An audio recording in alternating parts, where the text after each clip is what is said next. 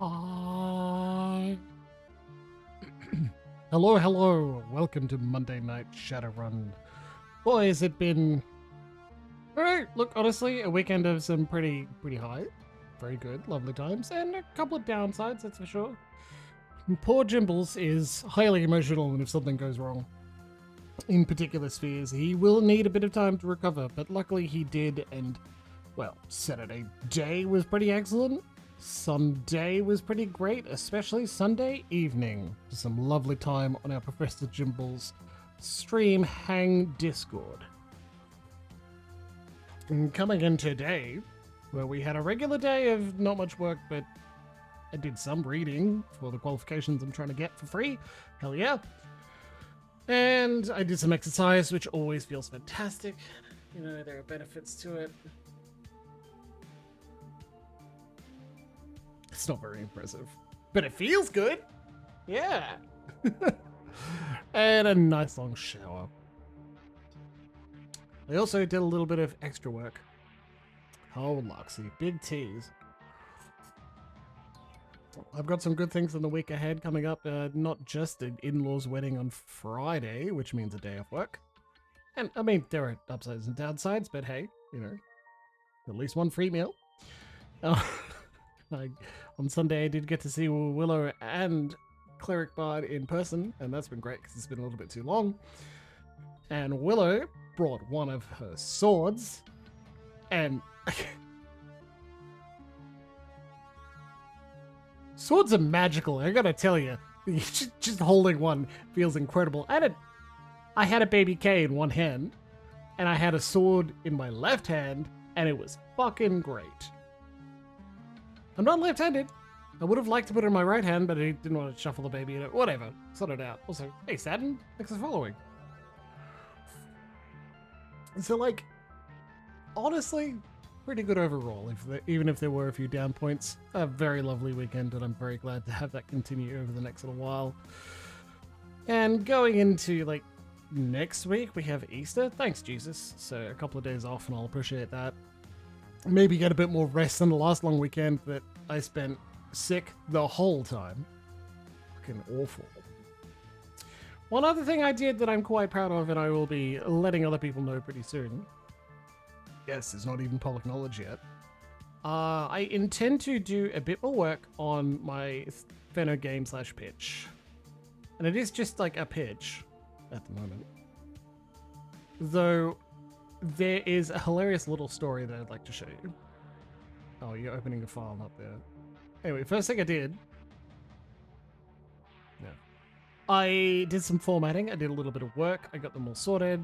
And then was like, okay, well, it's time to get to work on turning them into individual characters. So I'll move into the role-playing section so you can't see my entire documents folder. And bam! Monitor capture on. Games, Protocol of Doom.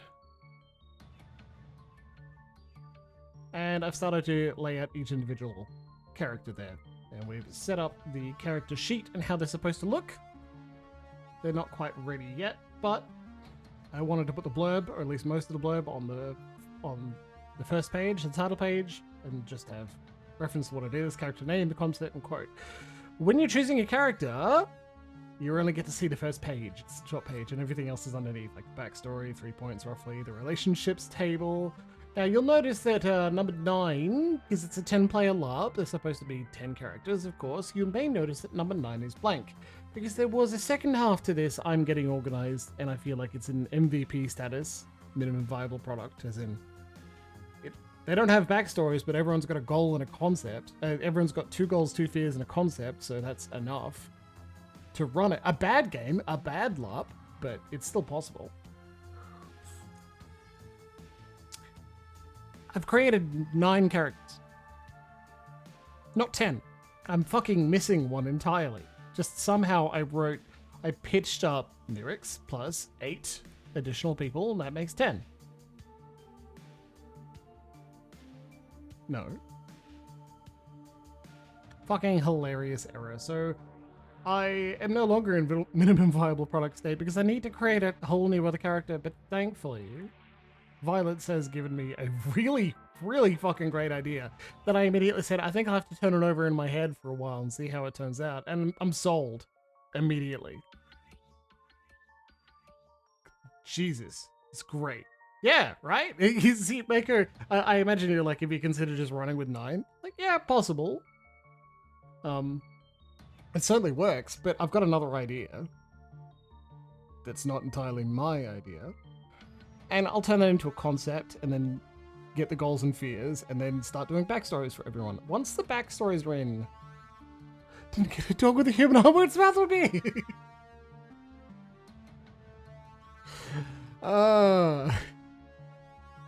See, there's a reason we probably don't want to introduce a dog character. It's because these people are fucking. There's a sentient dog, furry, werewolf of some sort. Like, that's totally possible. You know, that's a great game. Excellent idea.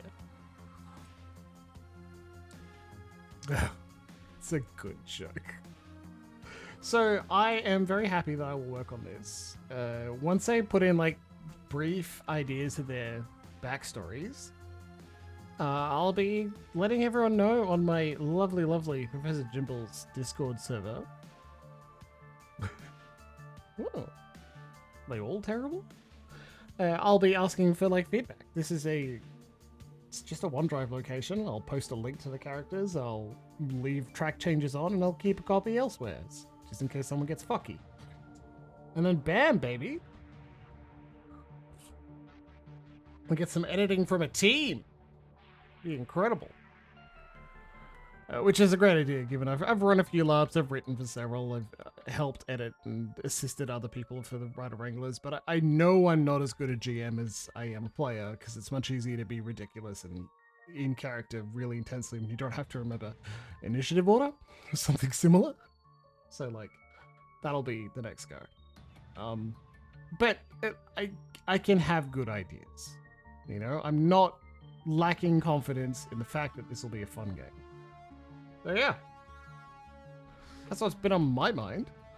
So wrote up instructions for baby K when someone's babysitting, you know, get ahead of the curve. And also, like, a good example, probably good fun to defeat the idea of, like, not being a shitty husband who doesn't super care about his child, right? In that it was nice that I could write out a long and relatively detailed list of instructions for someone who may not even need it, because I know how to look after my son.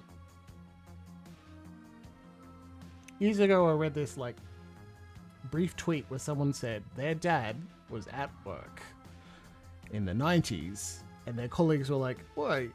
One of his bosses was like, "I've never changed a diaper. I have 3 kids. They're all teenagers now," and this person's dad, the poster's dad, was like, "I can't imagine being that useless a husband."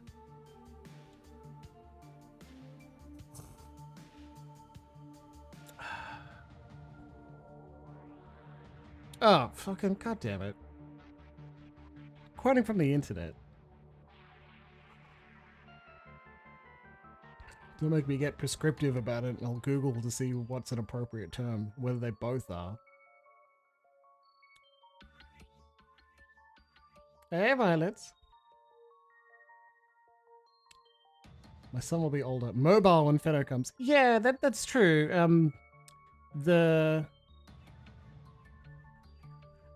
The information sheet is for this weekend, not Fenno. For Fenno, I'll have to rewrite it, you know? Like, this document will exist for longer, and that's why it's also shared on OneDrive. So I can edit it. Good point, though. Watch this. Remind me on August 30th, update baby care document. Nice. There you go. Now I won't forget. Or I will forget and then be reminded at a time that's appropriate. Cheers, Mako. Mobile. I hope it'll be mobile. Makes sense. Baby K has a 6-month developmental check Wednesday.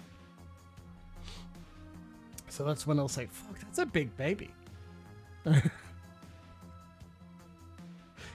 He gets that a lot. He's a chunky boy.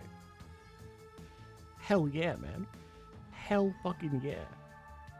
Strong goddamn legs. He kicks me so hard. Baby K dug a big toe into my thigh so bad, like so strong and so deeply, that I picked him up and handed him to Emma and said, "Okay, I'm done for now." Yeah. Strong legs. Good man. I get him a bicycle. Yeah, I don't know if I'm bruised. I should take a look. Just let me take off my pants on camera and look now for you. Hey, Hermit. Yeah, so that'll be fun. Yeah. Anyway. Everything's coming up, Millhouse, huh? Or Jimbles, one of the two. It's gonna be a good day. It's gonna be a good week. Slightly shorter. Short next week too? Yes, please. Fuck.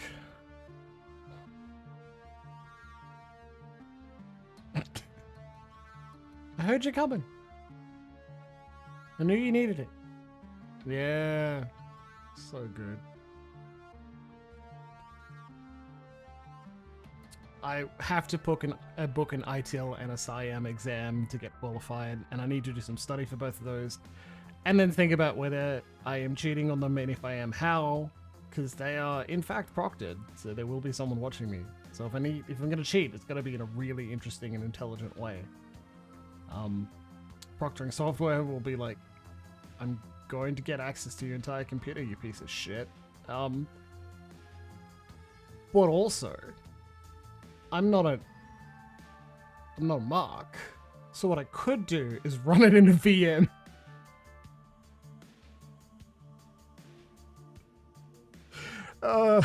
My friend's smoking, yeah, that'll do it. My friend's smoking Jaguar, and I like joked about this when we first got ITIL certified. We were like, we're in IT.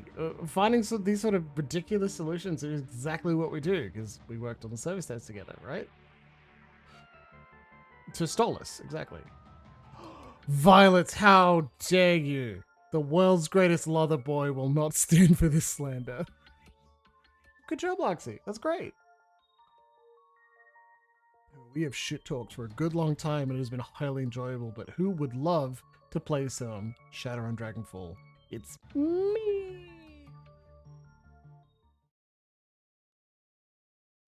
Pro tip, you can't save your game during conversation or mid-action.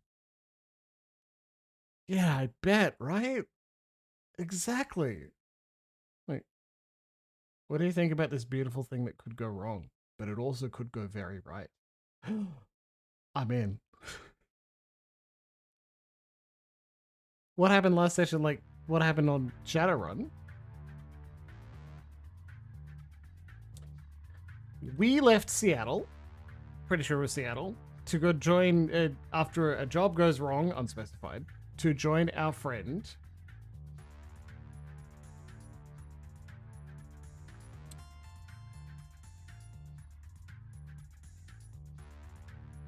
Melanie? Monica. Monica led the team downward. She tries to open this door. It goes horribly wrong and she explodes and dies. And that's really not very good. We break in here and we're told, okay, survive for 10 turns. That's it. Go, Dietrich.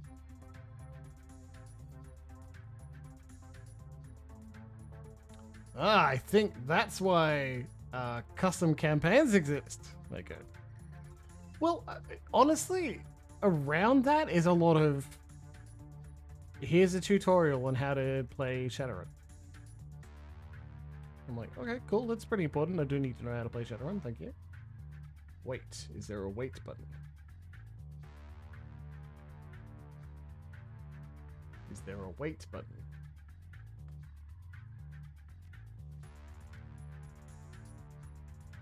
Alright, I guess. Heard it's there. It's right fucking there, isn't it? Okay.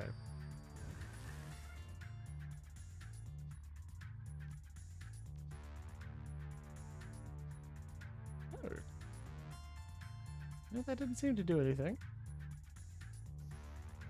Okay, cool. Well, we're gonna spend all our actions running around in circles. Oh no, there is an enemy! Anyway, what was I saying? I think the benefit there would be fan campaigns, right? You grab the highest rated fan campaign and go, okay, I think that'll be fun. We'll give that a go.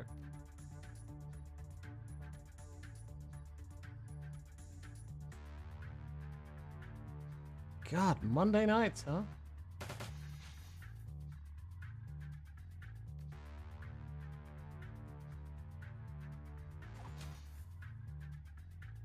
Yeah, take that, you robot.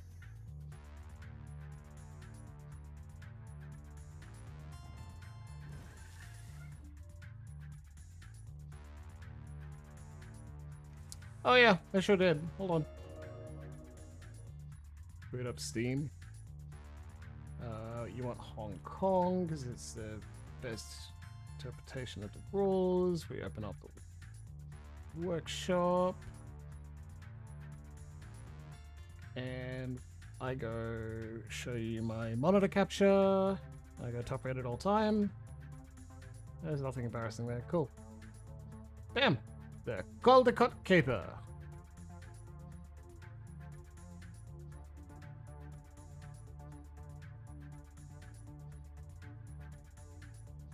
Oh, it's in the middle of 2 other campaigns. Hell yeah. 755 comments, that's not too bad. But what we're looking for, 68 change notes, that's great. What I'm looking at, 1,432 ratings. Mecha, this is your best bet. Happy to be an enabler, right?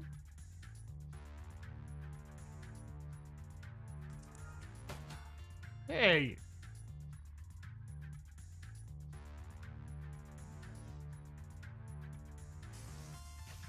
What the fuck, dude?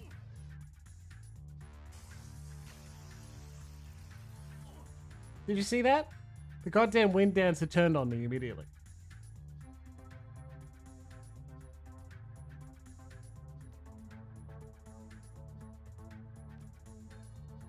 I gave it a 17% chance of escaping and it immediately turned on. I'm going to fucking die, aren't I?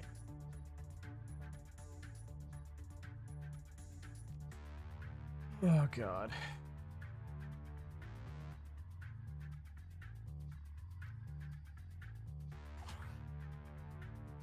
Run! Oh, FF7 Rebirth.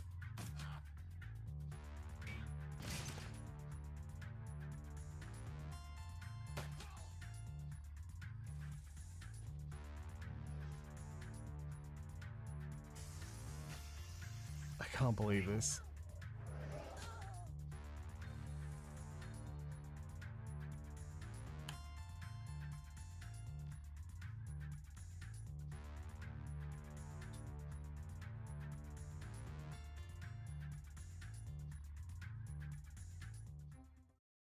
I can't believe this. This is insane. Alright, well, fuck summoning that spirit. God, did you see it had 40 HP?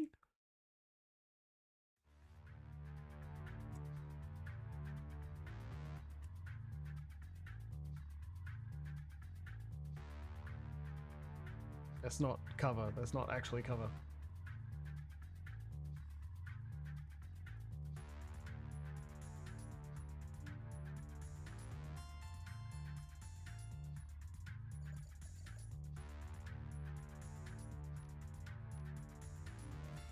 Right. Enter may enter. That's pretty important.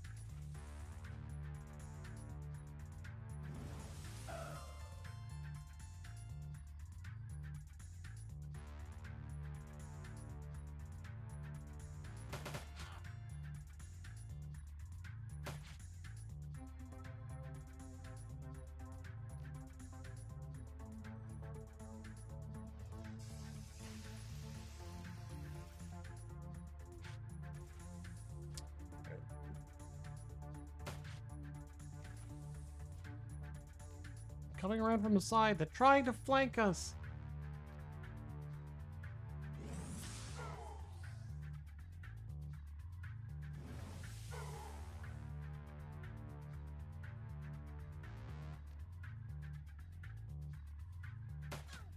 Oh, these guys all have 40 HP as well. I still felt like that wind thing fucking me up is a reason to go no. Dietrich. Okay.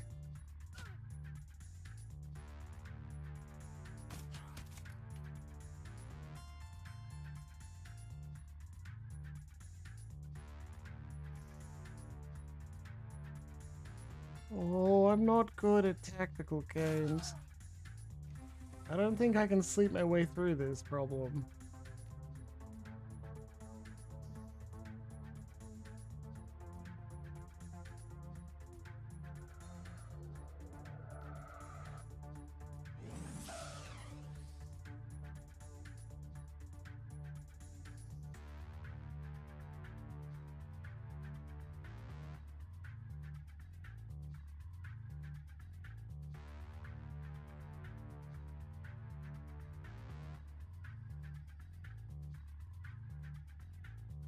Oh, plus 2 AP to throw a grenade. That makes perfect sense, I guess.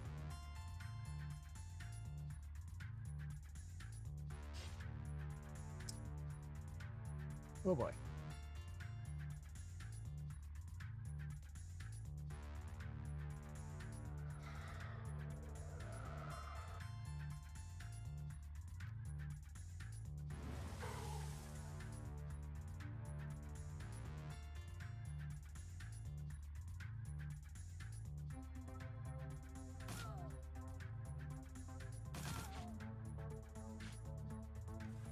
Where did that guy come from?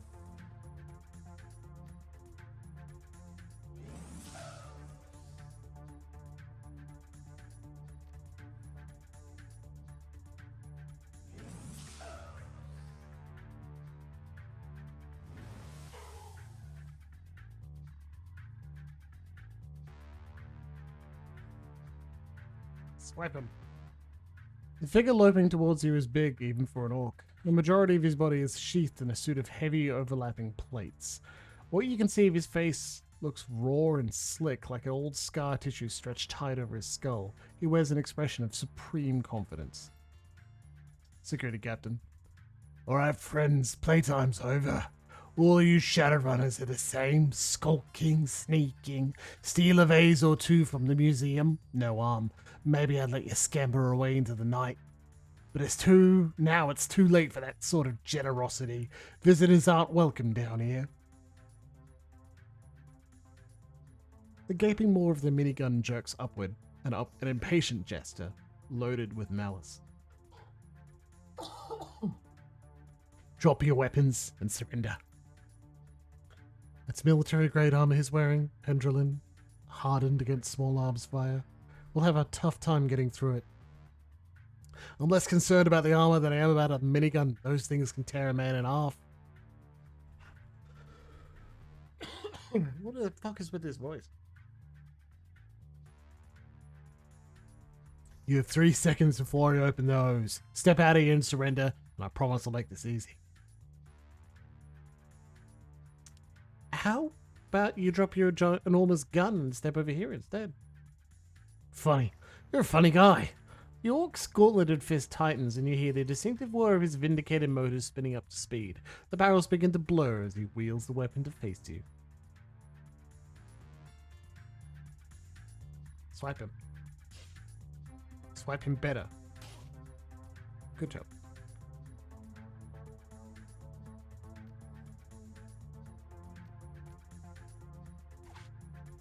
This is probably why people don't use throwing knives in combat, buddy. Because that happens.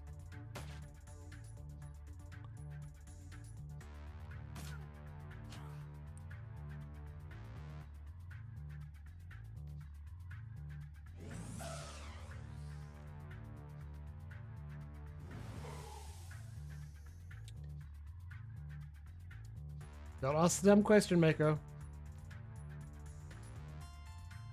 Am I doing something incredibly stupid or wrong here, or not?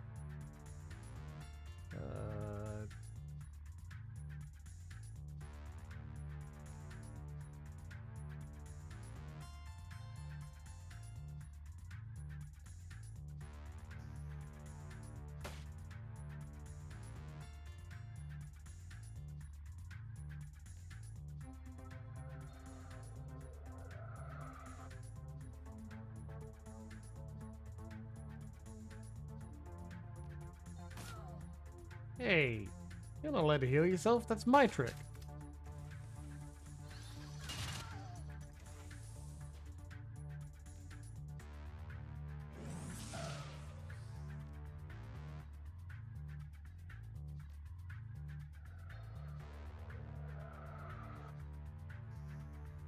Yeah, cool, no worries. Look, I'm glad. That was the whole point. Yeah, Glory, can you just fucking run? Jesus Christ.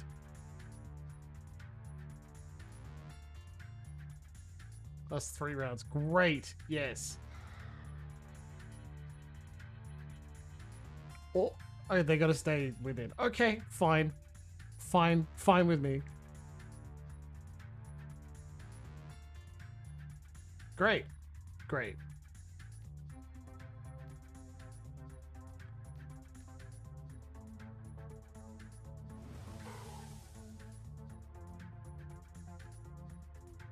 It's probably got armor, right? This guy's got armor. All right, we'll wait.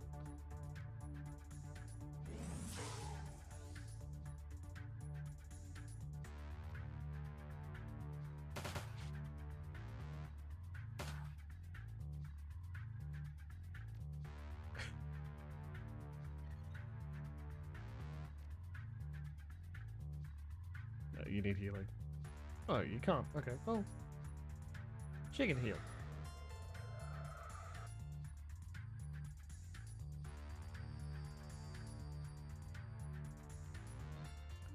She misses every time, though. Yeah, all right.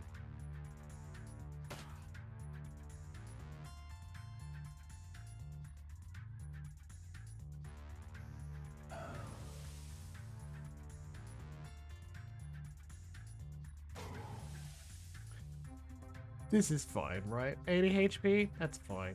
Alright, come on, Glory. Go get some glory. Blanked, wounded 3, 49% chance to hit. Yes.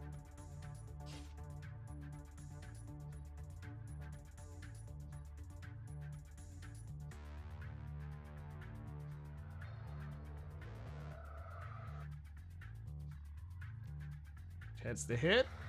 Yeah. Door unlocks with a loud click. The escape route is clear. Not again.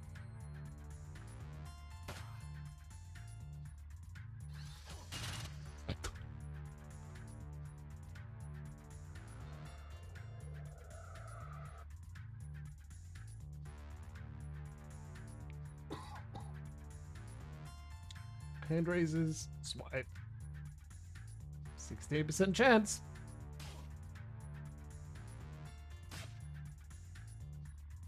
I think we should just be running. You raised an excellent point. I'd like to add on the other hand.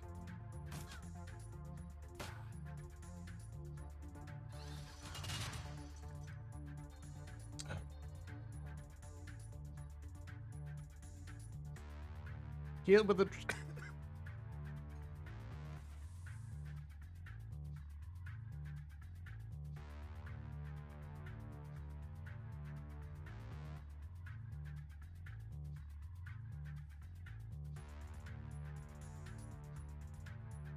Okay, minor coughing fit dealt with. Let's get the fuck out of here.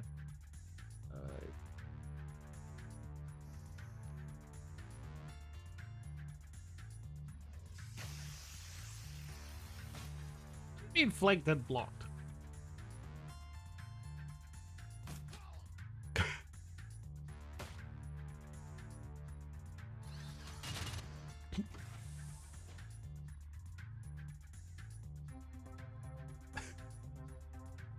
Jesus Christ, just get the fuck out of here.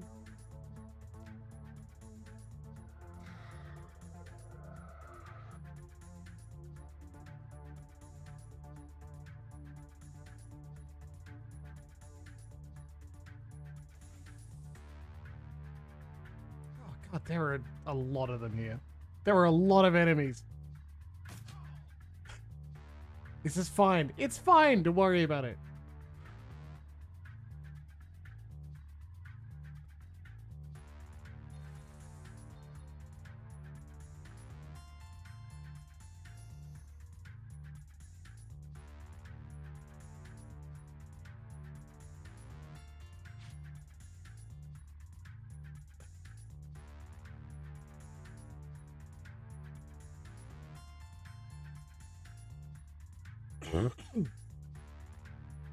Hairbrained, why would you do this to me? There's another one. Oh, he's not wearing heavy armor. Okay,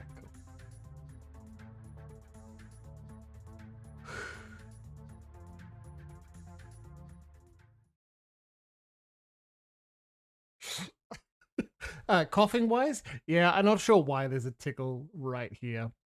Started as soon as I used a different part of my throat for like the gruff dialogue of the orc. I may have to... Yeah, I'm going to do it. No gruff voices for tonight. I'm not sure what's going on. So I will be protecting my throat a little bit. You'll get it back, don't worry. On the reader. Like, stand up here, spread out, don't fucking bunker up near the door. Yeah! Fluxy. Yeah, I know. Turnabout is fair play. That's what I say.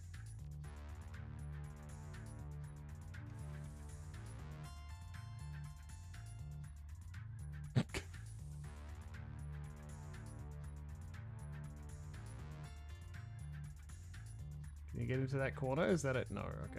Well, I guess you go back there then.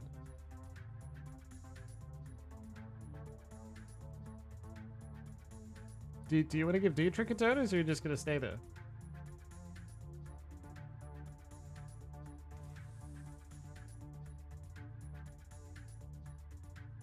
Because here's the thing. He's a spirit dude. What did I do wrong, Willow?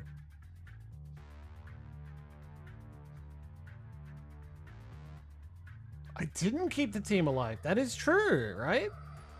Fuck, I should have thought about that.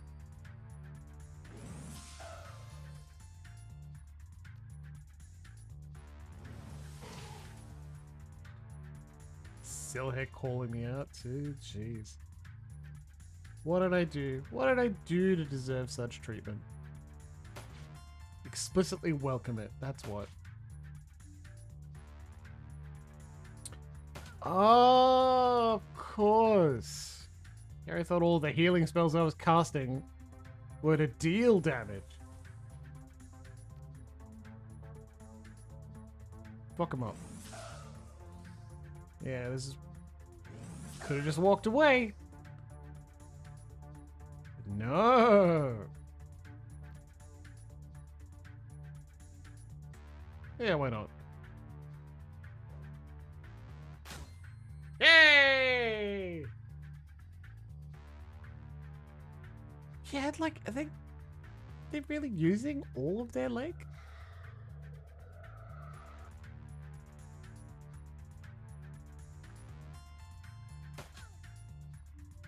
Kind of sad we only had one grenade, though. The whole idea is that you can bring a billion grenades, right?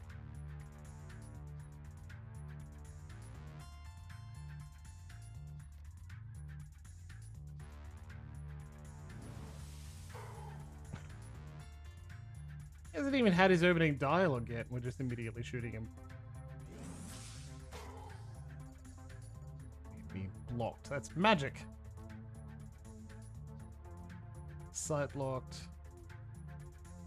Heavy cover, no color, cover, and balance. Go ahead. Cool.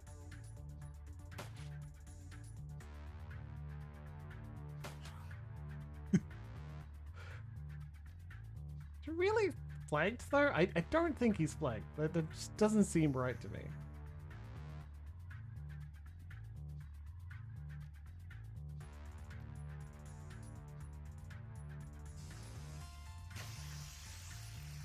Not a terrible miss, I gotta tell you. I'm a jerk. I'm gonna shoot you with my gun. Who are you? Can we talk about this? No. Oh, alright. Well, can't say I didn't try, jeez.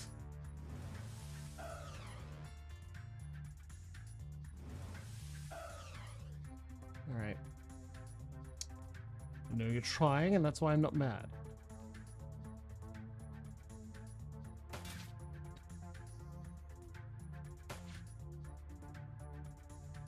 Yeah, it's awesome. You lose a leg, you can replace it with like a cool cyber leg or something. Like, perfect.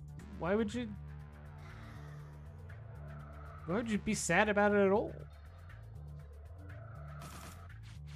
Now we're not even wounded. Do you mind?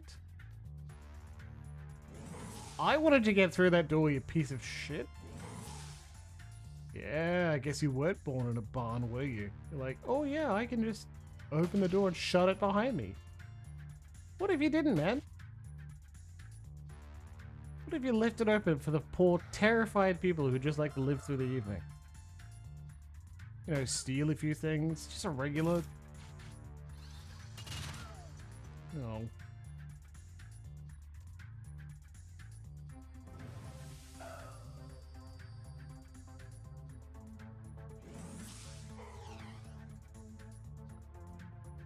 Get a cool cyber leg.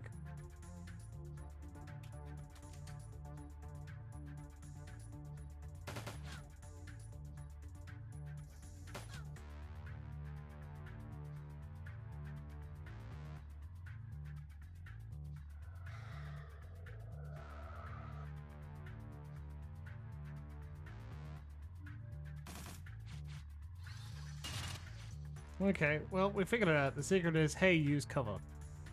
And I'd like to maintain cover is for wimps, but apparently the game is pretty insistent that you don't stand out in the open.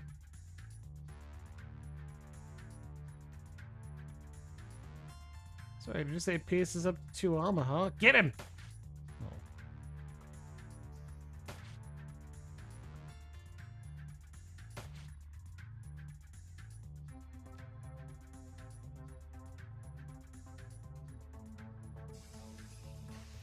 Yeah, that was more of a miss than last time. Ah! Right.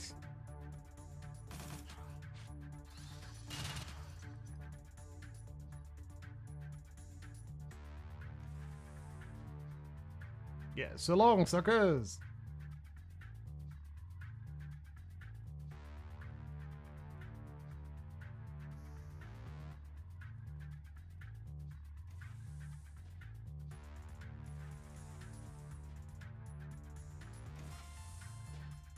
Oh, you don't know how tempted I am to just shoot him.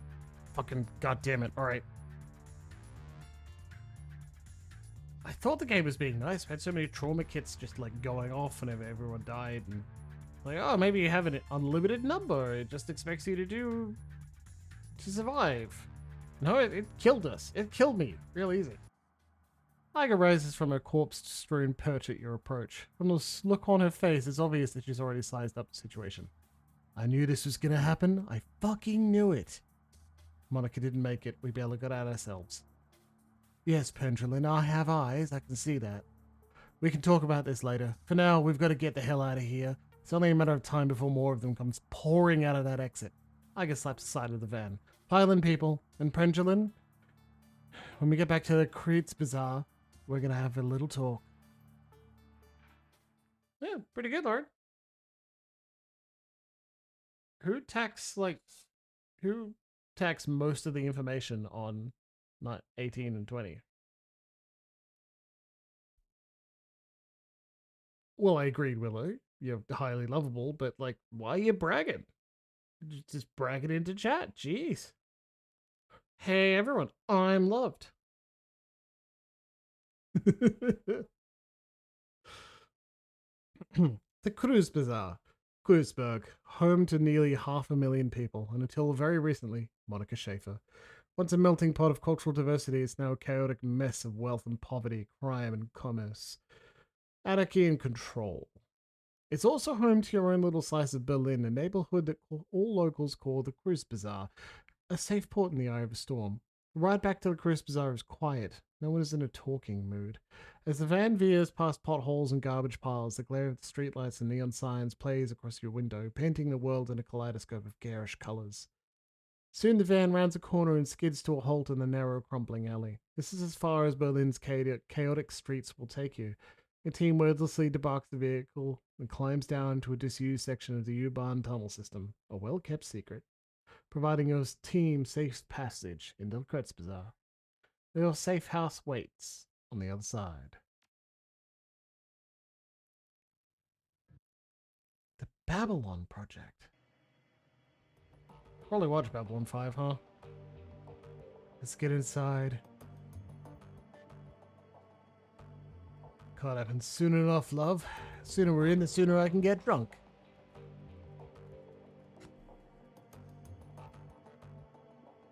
Good night, Maker. Enjoy the VODs. Hey, it's Paul Amsel. I don't know who Paul Amsel is. You step inside, and the squalor of the disused U-Bahn tunnel gives way to the warmth of your safe house. A man waits inside, silhouetted against the dim fluorescent lighting. Something bad has happened, hasn't it? He steps forward, revealing a pale and expressionless face, light glinting off of steel-rimmed glasses. Paul Amsel, your team's fixer and landlord, part deal maker, part information broker, one of the most well-connected men in Berlin. His eyes sweep across the team as he takes it all in. The grim faces, the hard stares, Iger's fury, Monica's absence. I had a feeling. How did she? His face has gone ashen. He swallows, takes a moment to chew in the words before spitting them out. How did it happen? They're not smart enough for Decker. The run was a setup. 1 minute she was cracking the safe, the next she was on the ground screaming. I've seen Monica hit Black Eye C before. This was someone worse. Laurie nods, her motions robotic and spare. Monica died of a biofeedback-induced stroke. That's right. Iger thrusts a gloved finger into your chest. And this idiot stood by and let it happen.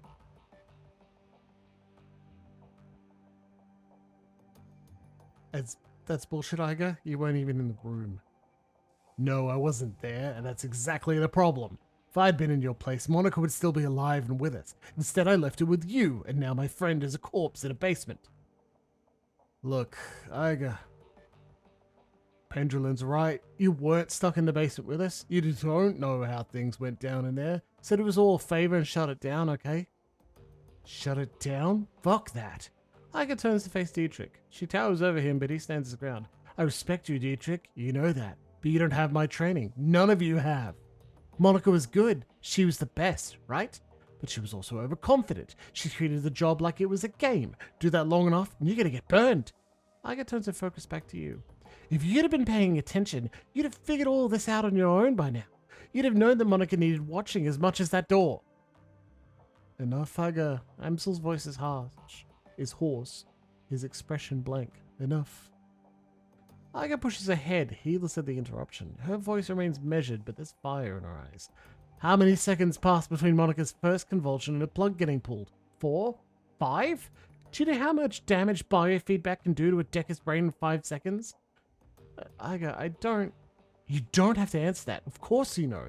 Monica died while you stood there and watched. This is all your That is enough! Amsel's voice comes out in a roar and his fist smashes down on the desk behind him. Iger, you and Pendulum can have it out later, but I've had enough. We need to talk action. Our client sent you into something much bigger than he'd let us to believe. I want to know why. Right there with you. It's just supposed to be a milk run. Payback isn't the only reason why we need to find him. We saw something back there. Something we weren't supposed to see. It's fair to assume that we're all still in danger. He pauses, rubs his temples. Agreed. And to neutralize that danger, we need to know who we are dealing with. Let us review the events that transpired tonight. The smallest detail could be important, so hold nothing back.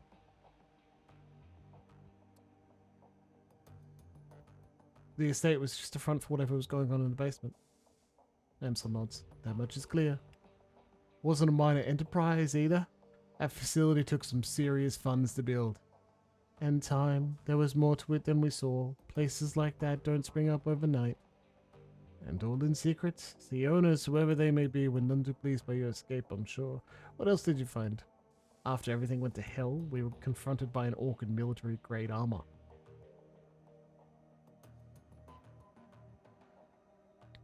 He appeared to be the head of security. That is not much to go on.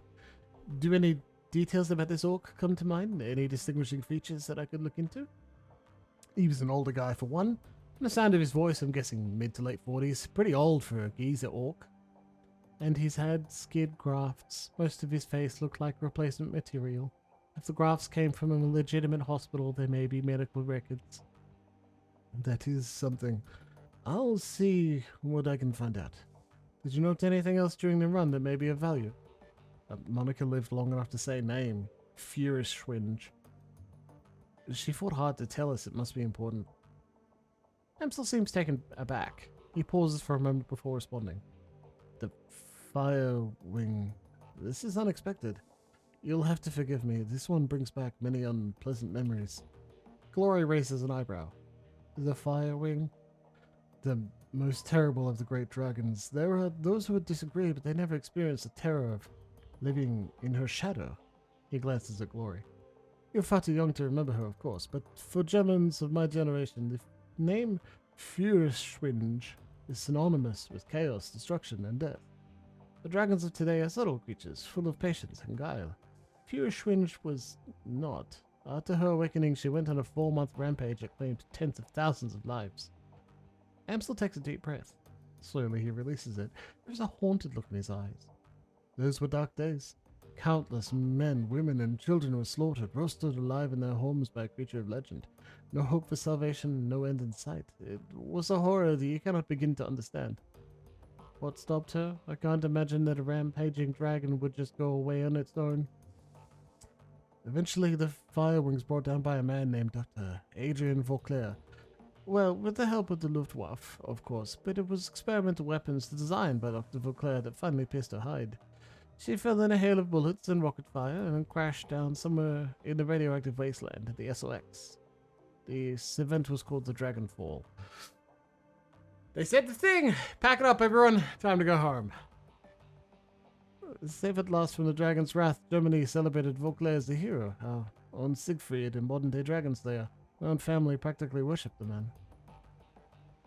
If the Dragonfall was an important event as you make it out to be, I'm surprised I've never heard of it. Those early days of the Awakening were traumatic, not just on a national scale, but on a global scale. New species of awakened animals were being discovered daily. Within 2 years of the Dagger Heart, the active use of magic has returned to the world, a new source of terror for a bewildered public. In 2021, the sudden emergence of orcs and trolls gave rise to yet another wave of global panic. In light of such turmoil, is it any surprise that Dr. Vauclair and the Firewing forgot? Dragons were yesterday's news. I mean, we're not playing Daggerheart now. It's been on my mind, that's for fucking sure.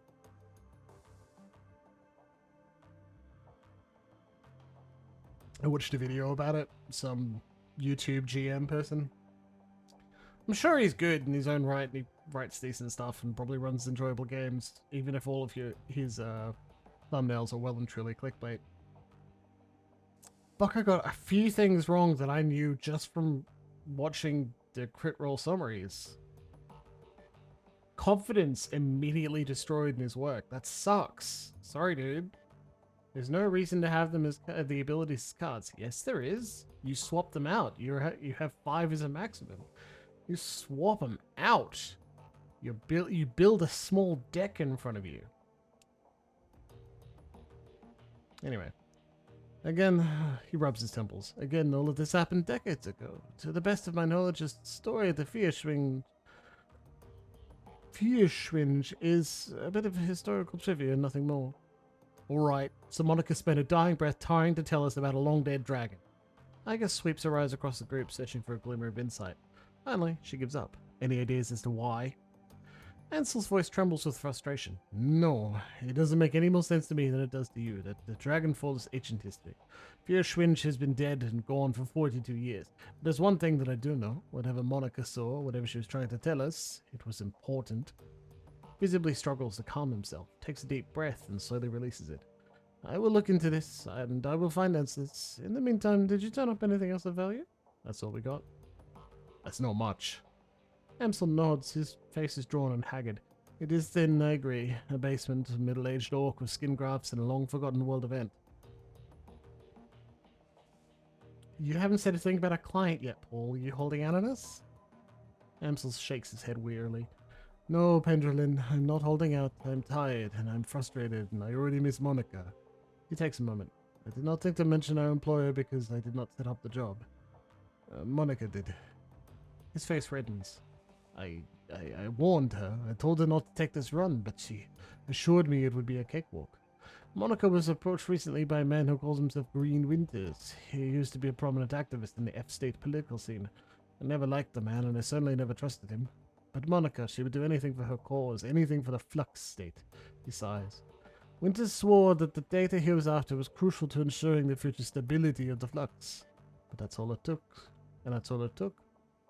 Need to track down Monica's client and press him for information. Yes, most definitely. It is clear that Green Winters has involved us in something much larger than he led Monica to believe. When he finds out what happened on the run, he's probably going to rabbit. We need to chase him down before that happens. So we need information on Green Winters, and we need it fast. There was a man here in the Cruise Bazaar, a Turk named Atug Burakazi. He owns a little circus shop just down the way called Cafe Krevze.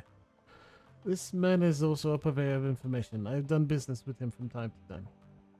And you think he would know something about his Green Winters? Amsel nods. When I discovered Monica's renewed association with Green Winters, I contacted Atug. One of his people has been keeping tabs on Winters ever since. As I said, I did not trust the man. Pragmatic. Sounds like it's about time I pay Atug a visit. Yes, tell him I sent you. I'll do what I can to dig into the information you've uncovered already. Sparse, though it may be. Karma gained? Nice. Spend karma.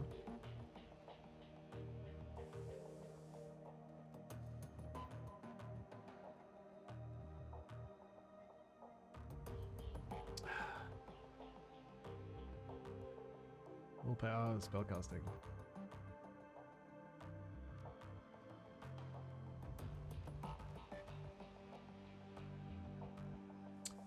Well, we need to save a bit more.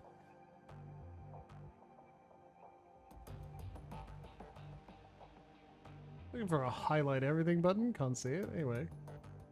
Dante. Start towards the safe house door. A large four-legged form steps around the corner. Dante, Monica's dog, an enormous mongrel of indeterminate breed. A low whimper emerges as he enters the room, head hanging low. Ah, shit, Dante. Dietrich shakes his head. Don't worry, boy. We'll look after you. At the sight of Monica's dog, Amsel's eyes well up. He inhales but can't quite catch his breath. He started whimpering about an hour ago, turned into a full-blown howl, wouldn't stop, kept... He closes his eyes. That's when I realized something bad had happened. Looking down into those huge brown eyes, you see intelligence and sadness. He lets out a small whine and rubs his head against you.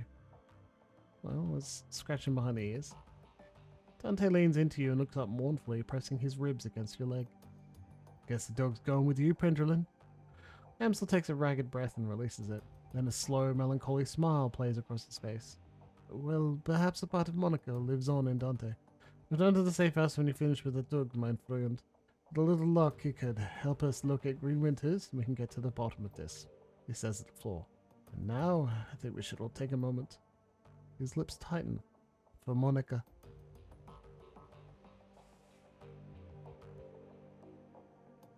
Dietrich turns his head at your approach. His aging face is traced with a network of faint scars, a legacy of too many fights over too many years. While he still retains a degree of strength and vigor, it's obvious that the shaman you see today is a shadow of his former self. Despite all this, there is an aura of power surrounding the man. He raises his bottle, offering it to you. Pendulin, welcome. Got a bottle of schnapps that needs sharing, and we've got a fallen comrade to drink to. To Monica. Prost. The liquor in the bottle is crystal clear, and as you raise it, you catch an intoxicating whiff of cloves and caramel. It tastes of sweet corn and walnuts with a lingering aftertaste of buttery toffee. You swallow a swig, then return the bottle to Dietrich's outstretched hand. Takes a long pull on the bottle, then locks eyes with you. Let me ask you a question, Pendulin. What made you choose to come to Berlin? Why do you want to know? Monica told me that you moved here from the Rhine-Ruhr Megaplex. Made it sound like you've been there for a good many years. Successful years at that. Leads a man to wonder why you packed up and moved here. Member of my old crew betrayed me. Ain't that a pisser? I can handle all sorts of things, but betrayal always makes me see red. Right there with you. I ventilated the son of the bitch before I left the Ruhrplex. Dietrich raises the bottle in salute, then takes another swig. Bastard deserved no less. In your position, I'd have done the same thing. So after all this went down, you decided to bail out of the Ruhrplex and head to Berlin. You getting that right? More or less. there wasn't much left for me in the Ruroplex, and Monica made me a hell of an offer. Ah, yeah, Monica. Dietrich raises his bottle again, then closes his eyes and takes a long drink. After the moment has passed, he returns his attention to you. It all comes back to that girl, doesn't it? Just let me ask you. What was your relationship with Monica anyway? I knew that you two knew each other way back, but she's pretty coy about these things. You always this inquisitive? Yeah, I suppose. My life's an open book, so I guess I just sort of figured that everyone else's will be too. So how about it? Want to fill me in? We were very close. Dietrich nods. Figured as much. Not from anything you or Monica said, just... I had a suspicion. Well, anyway, good on you both. Dietrich raises his bottle to you in salute. She was a wonderful woman, and I hope that your time together was happy. Anyway, I'm taking enough of your time, the bottle's almost empty. Thanks for taking the time to talk. For what it's worth, I'm happy you're here with us. Dietrich takes a final pull on the bottle and tips it forward, pouring the rest on the ground. Rest in peace, Monica. We'll miss you, girl.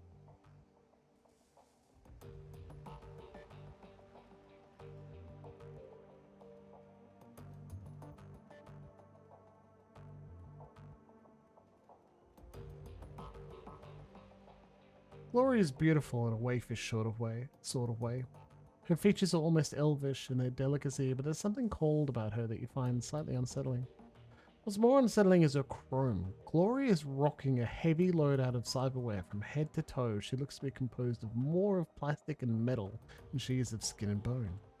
In the shadows, individuals such as this are anything but uncommon, but Glory's cyberware is first generation, all of it.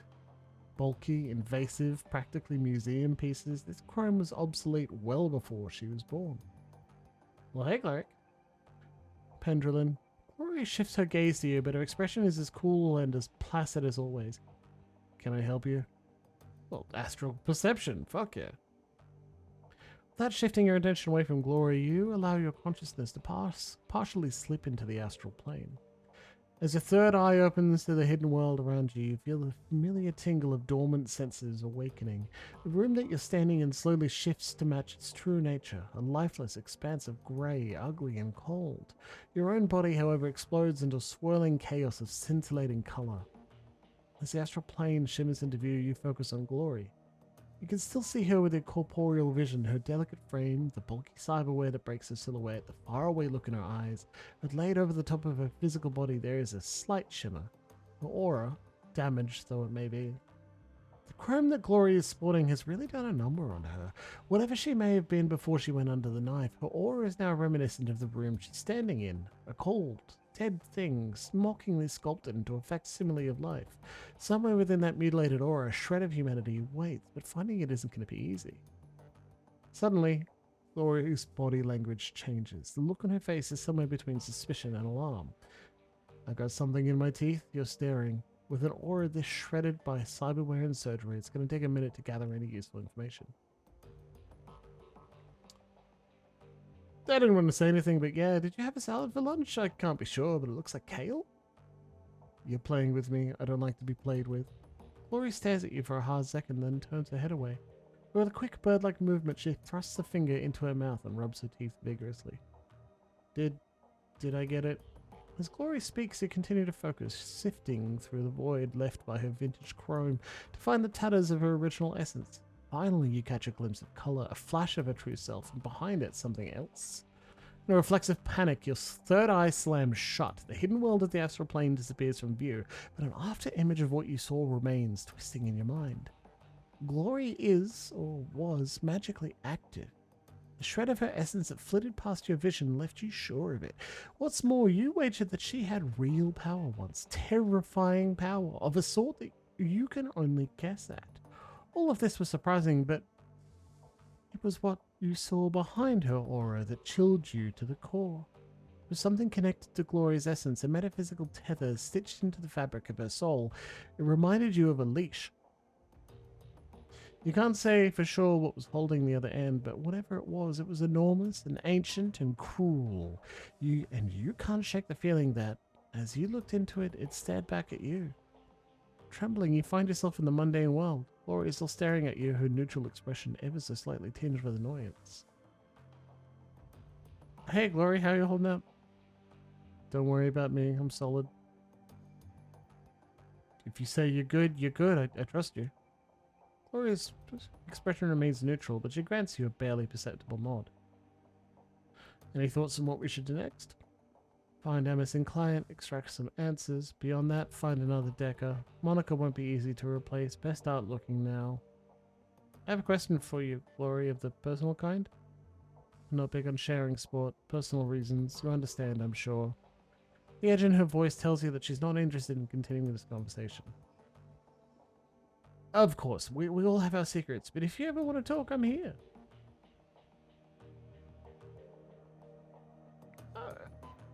We need to talk about what I saw in your aura. I knew this would happen. Look, my aura is my own business and none of yours. Understand? Look, I know that you're protective of your past, but I can respect that. But something terrible is happening to you, and I can help you if you let me. It isn't happening. Lori's lip curls into a sneer. It happened a long time ago, and I fixed it. What you saw was nothing compared to how it used to be. And you shouldn't have been looking in the first place. She pauses for a moment, and the hard expression on her face softens. Look, I understand that you're trying to help me, and I appreciate it. I do, but I'm not ready to talk about this yet. Maybe when we know each other a little better, okay? Until then, just give me my space. Alright.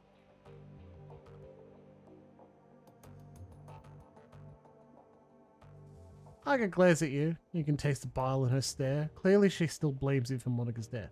Something I can do for you, fearless leader? You're wrong about me, Argo. I intend to prove that to you.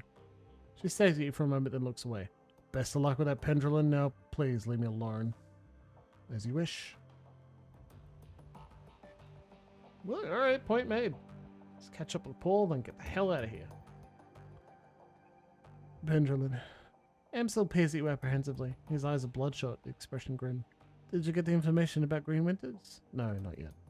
Then please continue working. We need to find that man.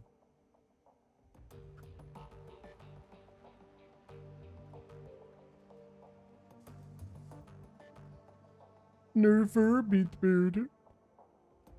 No the fur to beat the booter.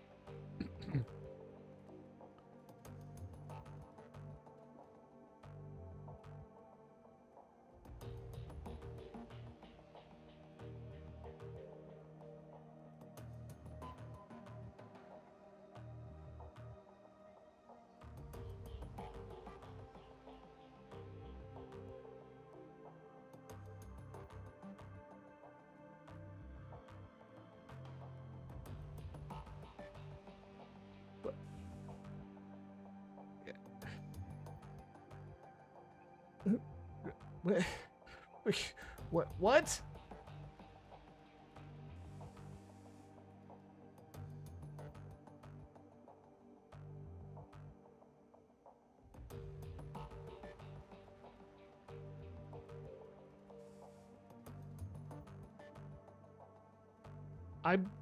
Oh no.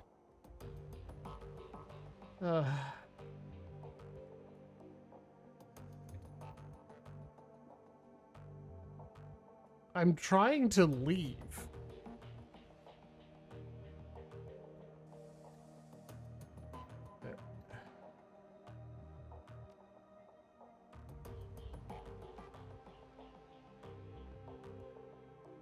Click and hold to right mouse to pan. Oh, okay, that is panning. Never mind. I was wondering. Free. I was fixing the map. I will pan around. Cool.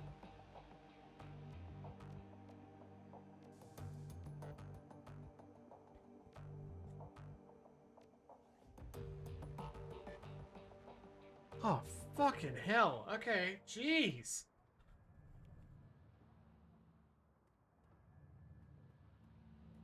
That was unsettling there for a bit. Let me leave this safe house.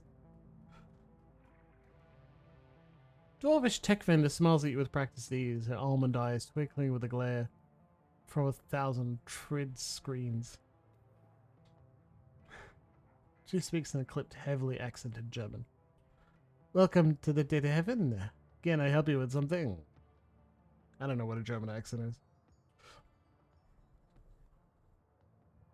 I'm just browsing, don't mind me. I don't think I need any tech. You don't have any money. Anyway, look! It's the closest thing we have to a world map. I mean, I think so. What do you think? Is it pretty? I think it's pretty. Für die Benson von Berlin. F. I was trying to click on the yellow triangle for quite some time. Donations for the soup kitchen have slowed, Samuel. Not surprised. Altruism often comes with an expiration date. You are leaving control sector. Or I'm not.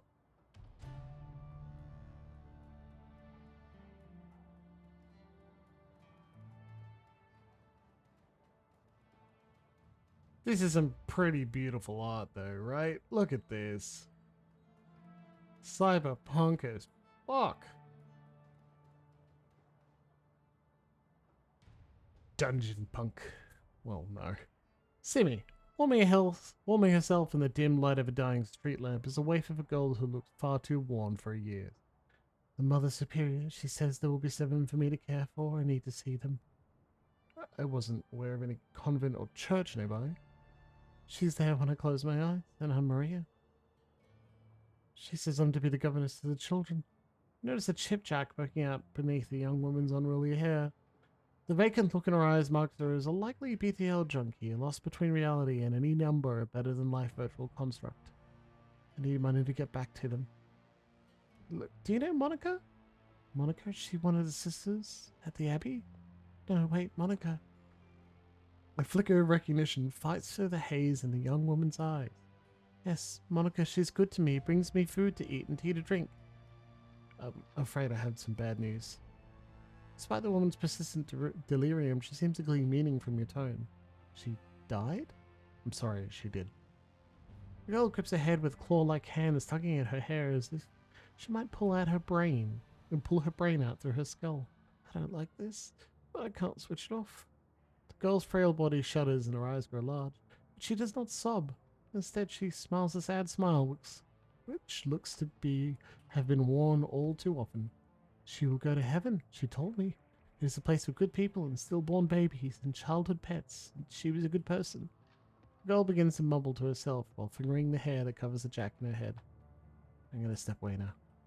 Yes, good, I need to rejoin the children. Oh, I didn't expect that. Hey, the phone's ringing. Ring-a-ding-ding. It's an old obsolete phone booth. It's ringing. Pick it up. Her monotone, pitch-adjusted voice begins speaking almost immediately. The Shocked Well and Writer's contract for this keys is no more. Pendulum is listed as a follow-up contact. This is our only secured line to the skits. Please listen to the following instructions carefully if you're a supporter of our cause. Continue listening. We have phone booths in strategic locations throughout the city. Within each one you may find a request posted for specific information. If you can obtain a copy of this information, return here and submit it via the port below the receiver. We will verify the authenticity of the information remotely and post an undoctored copy of it onto the Matrix ourselves. It is our stated goal for this information to remain free to all. However, you will be compensated for sought after information returned to this location. I'll keep an eye out. The line remains silent. Hang up the receiver. Well, side quest, I guess.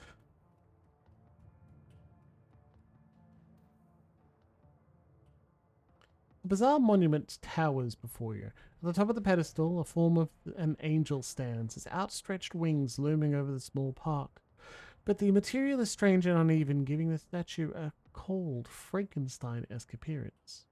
It appears that the artist has welded this monument together from various metal scraps and pieces of junk. As you approach, a small grimy monitor at the base of the statue flickers to life. The grainy face of a smug young orc appears on screen. Hello there, I'm Herbert Kunzel, the creator of this monument. What would you like to know? Statue name. This is my tribute to victory, the victory of anarchy. It is both a citation and parody of the statue we destroyed some 20 years ago. You may remember it from the history tunes as a Caesar goal, or Goldies, installation history. I am the visionary Herbert Kunzel from the Lundwormer. You might know me from. Okay, well, there isn't much I'm known for yet, but I intend to change that. All art is born from misery, after all. Oh, whoops. Installation history. Isn't it obvious? The Siegesgoal. Its monument to the hubris of the Prussian state gets blown to bits. So someone takes up a lot of bits and builds a monument to the hubris of anarchy. I mean, what more is there to say? I'll try and use it, but I don't think there is. Nope. There'll be information underneath other phone booths, I imagine.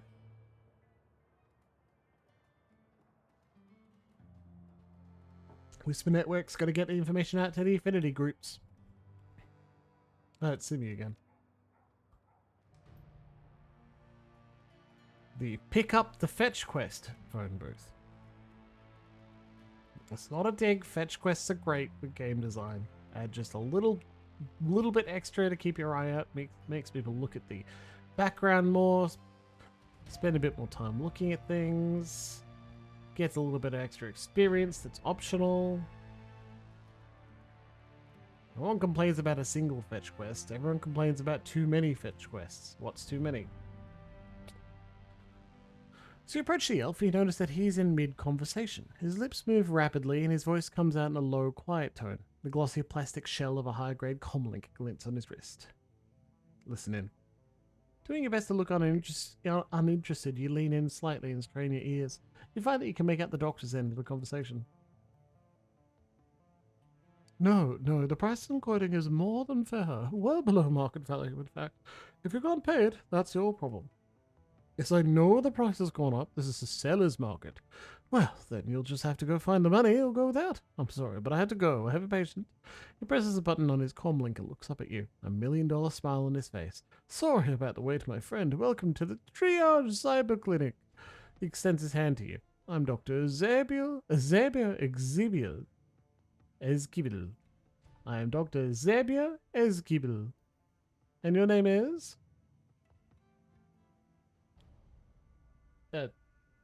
Pendrelin, a pleasure? Pleased to meet you, Pendrelin. What can I do for you?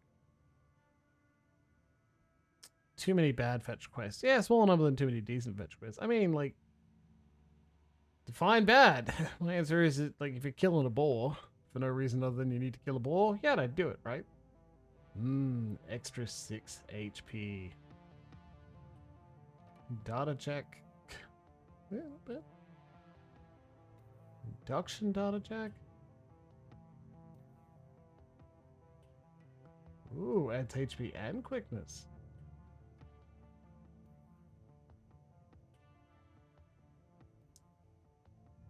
Look, that's pretty neat, but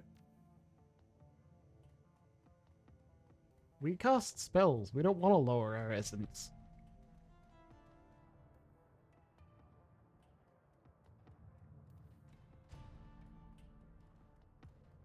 Hey, jumping Zach Flash. You looking for some magic, mind friend? If you've got the cash, old Zach's got the flash. This elf has clearly seen better days. His skin is weathered and emaciated, as though it has been stretched too tightly over his frame.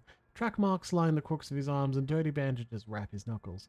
Despite all this, he seems cheerful enough. The elf fixes his twinkling, bugged-out eyes on yours and offers you a broad smile, displaying a set of impossibly white teeth. When he speaks to you, his voice is surprisingly deep. Guten Tag, mein Freund. You here for some magic? 'Cause Zach Flash, he gestures at himself with a dramatic flourish, is a magic man. Magic? Are you a street mage? Zach lets out a throaty, barking laugh. Ha! Street mage, me too. I look like a street mage to you. He shakes his head, but his smile doesn't waver. He fishes a small bag of pills out of his back pocket and dangles it before your eyes. No, chummer, I'm not a street mage. I've got the magic in my blood and the magic in the bags. You won't catch old Zach studying in his spell books. Oh, well, in that case, let's talk about the magic you've got in that bag there. What have you got? Oh, I've got a bit of everything. Got your sand and your hyper, your nitro and your novacoke. If you want it, I've got it. Zach leans towards you and lowers his voice to a conspiratorial whisper. Even got a special concoction of my own design, but I wouldn't recommend it unless you're serious about getting high. So, you want to conduct a little business? What's up with the bandages in your hands? Zack snorts out a short burst of laughter. He waggles his bandaged hands in front of you. Oh, he's nothing much, chummer, nothing much. Tussle with the spirit back in Amsterdam. You know, we elves are very spiritual people. Race. Elf. Oh, come off it. Elves are not, on the whole, more or less magical than anyone else. I'm in a position to know. Zack lets out a short barking laugh. Oh, come on, stop it. Embrace the power inside of you. You've got the mojo, just like me, except that... Flash lowers his voice to a conspiratorial whisper. Between you and me, my mojo is stronger than any corp wage mages. Heck, these rat scum bastards that has technology. They cast spells all day and night, right? Fire this and lightning that. Just tossing them around like candy. Right. Well, me, I'm just doing my thing. Not casting the spells. I'm storing up my energy. Saving it. Can you imagine how much magic I have? After about 3 days, they die off. It's probably better just to clear the tubes, okay? I don't think that's how it works, Zach. Trust me, friend. I have secret knowledge. He turns his head from side to side to give you a good look at his upturned ears. Like I said, it's in the blood. Biotech 3. Missing. Huh, okay. Okay, Zach, I trust you. Now, can we do some business? Well, I am a businessman, and I suppose you're a customer. Who am I to say no? You want to conduct a little business? What's the deal with the special concoction? Flash's grin broadens even further. His mouth is disturbingly large, and there's something menacing about the sight of those 2 white teeth. This is the real deal, chummer. A proprietary blend designed and delivered by yours truly. Pharmaceutical-grade kamikaze cut with genuine spirit residue from the tear, and then mixed with my secret blend of herbs and spices. Produces a small packet filled with iridescent purple granules from the pocket of his dirty jeans. You want to get high? Buy some Nova Coke and throw yourself a party. But if you want to soar, get yourself some flash. So, you want to conduct a little business? Show me what you got. Flash. Adds 2 movement and 2 AP for 1 round. Kamikaze. 2 body, 1 strength, and 1 willpower for 5 rounds. This is terrible. Ah, yes. Role-playing games, computer games, all sorts of things that try to mechanize drugs. Just definitely turn them only into, here is a stat boost. Use it in combat. What it should do is you sit down in camp or at the rest when you have a spare moment, right? And then you actually go on a trip and something interesting happens. Just increase a stat. Come on. Why would anyone do... The Romani patriarch is an impressive figure, an enormous man in his late 60s, burly and broad-chested despite his age. His voice is deep and resonant, and his breath is heavy with the stench of pipe tobacco. Tarvenbach's Tal, elf. A being stoned in a minigame? Yeah, that'd be good too. You here to conduct some business? If not, I welcome you to Metbach. If so, I welcome you to Metbach arms and ammunition. If not, keep right on walking.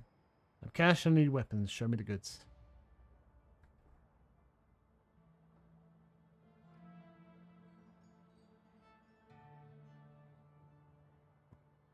We cast spells. Oh, armored clothing. Kind of want to buy a fuckload more grenades.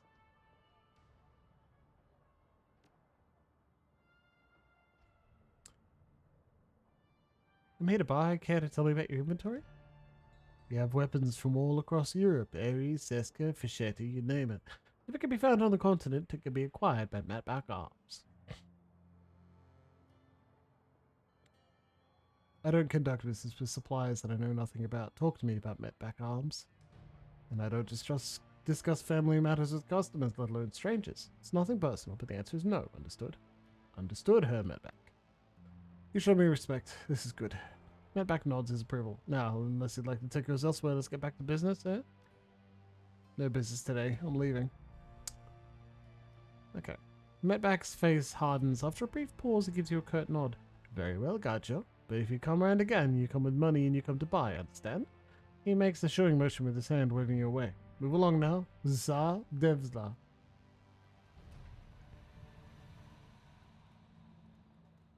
Hey. No, I'm not going through the dancer's bag. That's mean.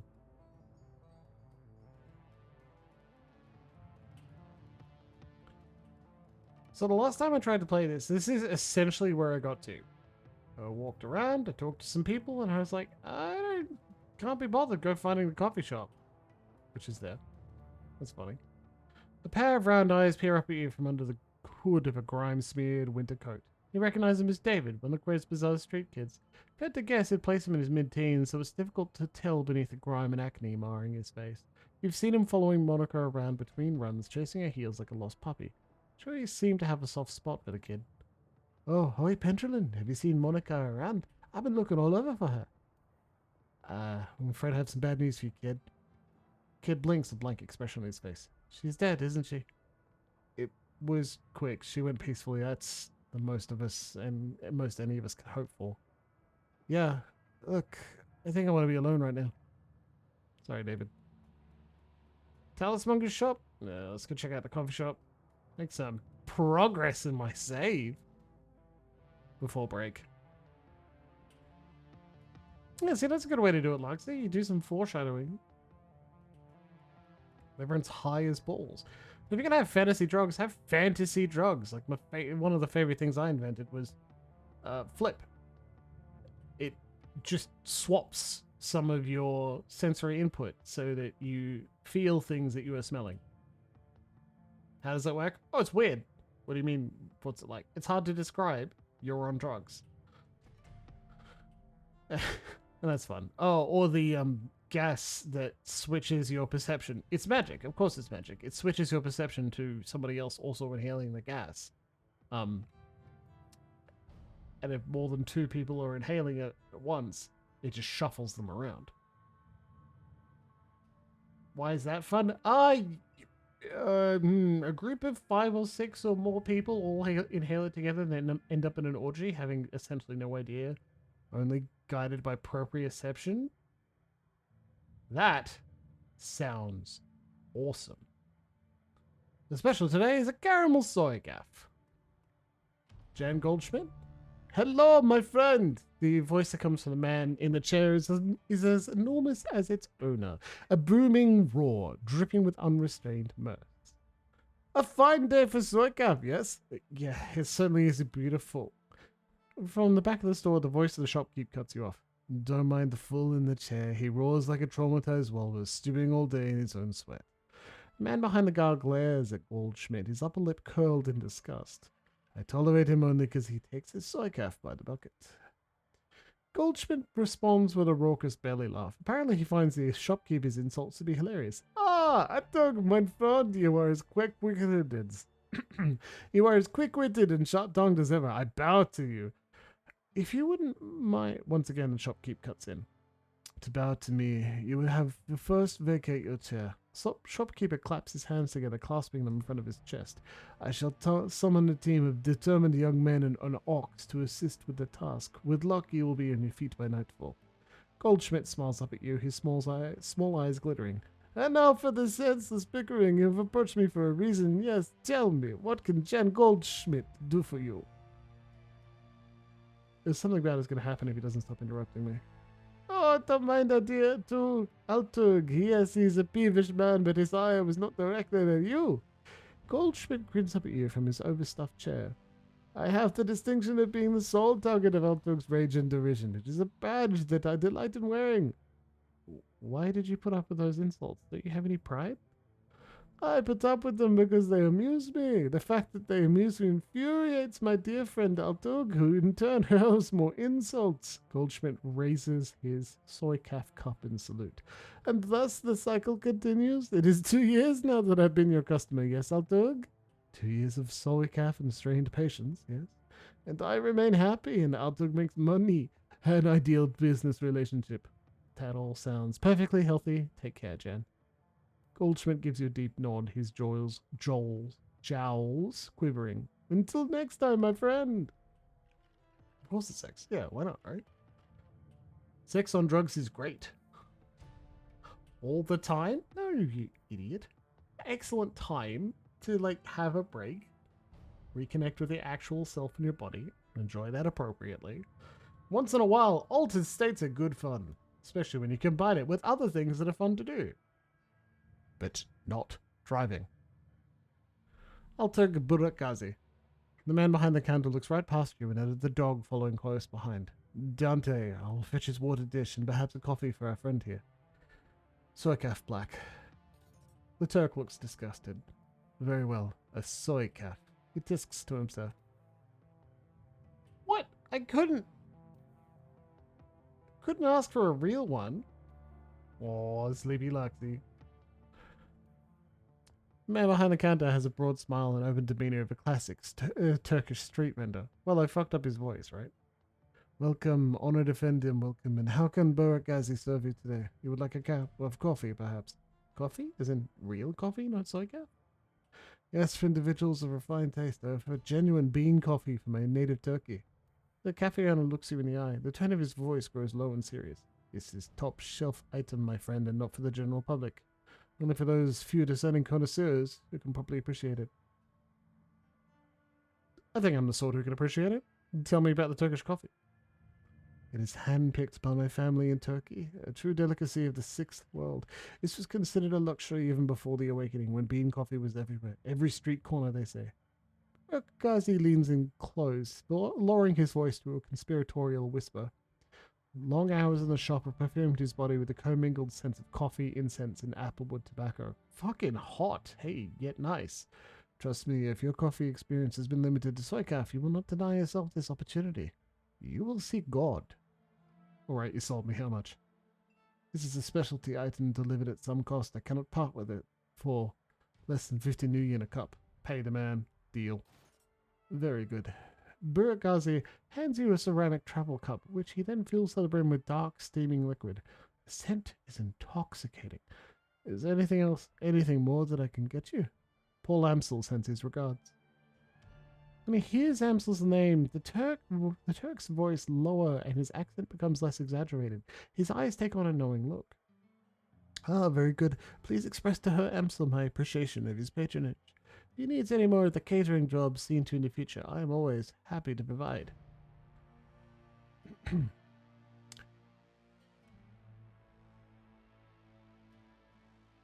He tells me you're developing the menu for a friend of his now. Her Winters, I believe? I want to hear all about it. Yes, of course. Oh, wise one. Come. Come. A young woman bustles in from the back room. Her gum chewing is loud enough to hear over the noise of the coffee grinders. Burakazi spits something out in rapid-fire Turkish. As you wish, uncle. I will see to it right away. Kami offers you a shy grin, snaps her gum, and hurries back into the room that she came from. My girl Kami is arranging to make contact with the chef as we speak, so likely take some time. My chef is a busy man. While we wait, I wonder if you would be so kind as to run a small errand for me. A trifle, really. I hate to bother you. I am embarrassed to even ask, but I would be most appreciative of your help. Of course, her Burakazi. It is no trouble at all. Al Tug's voice lowers to nearly a whisper. The errand is simple, hardly worthy of you. I've installed a number of data taps to Berlin's fiber optic network. As part of my civic duty, you understand. These taps provide free matrix access for all who live in the Creuse Bazaar. In order to maintain their anonymity, each tap's protocol buffer must be reset every few days. I simply wish for you to visit each data tap and reset it. Simple enough. Yes, it is a simple job, time-consuming and a bit tedious perhaps, but simple. Just reset the taps and come back when you've finished. There should be 3 of them scattered around the neighborhood. First one is just outside. Look for a metal box with yellow arrows pointed atop it. At the time of your return, I should have the information her Amsel requested. Alright. Well, we'll save, and then we'll go... I mean, we can't save. What about now? Cool. We will come back after break. Now, Luxy, if you need to sleep, I suggest you go sleep and enjoy it. Go crash and rest. That's what VODs are for. Plus, if we're having a quiet night, then there will always be some sort of record in our VODs available on Twitch or on YouTube, where you can watch what we get up to. Otherwise, be good to yourself, and we'll go on break. Back soon.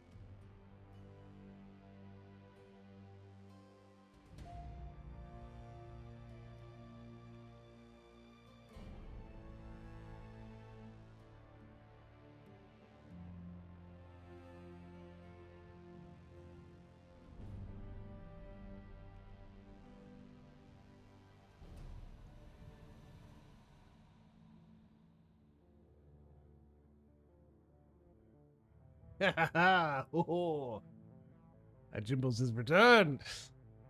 I must have been like entertaining a small baby by going ha ha ha ho ho ho a lot. So you know, if the system works, just roll with it. It's funny.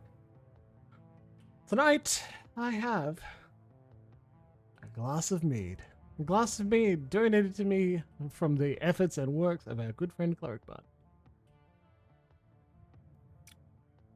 The mead is just such a brilliant drink. I love it. It tastes like beer and aged honey. It's fermented drink, slightly spicy, and it mostly tastes like honey and alcohol. And it's so good, and it can get strong, but not super strong. It's just a fantastic drink, and I'm really pleased with this one. Turned out quite well. This is the second bottle I've had, and I think after this one, it's time to start fucking with it, you know? Like, introducing strange rogue elements and ingredients. But I do need to save 1 or 2 or 4 for our good friend Corey. It was busy tonight. This data tap's protocol buffer is now reset, but I'll make sure he gets some. Excellent excuse whenever I see him whenever he arrives back in town. Tell you where he's gone? How could I? Dox our good friend Corey? He doesn't even have an appropriate name for the internet. Just want to let that out? Let it all hang out? Just show off everything?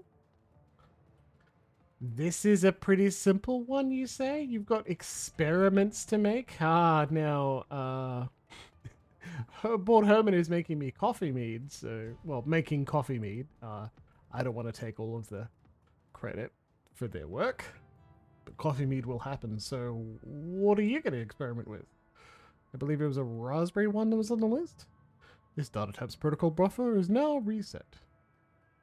This, as quest design, works primarily for a visual medium like a video game like this. There would be literally no point to say, go to these 3 separate locations on the map, unless you had plot events to happen in each location. And honestly, I think you should spread them out to make them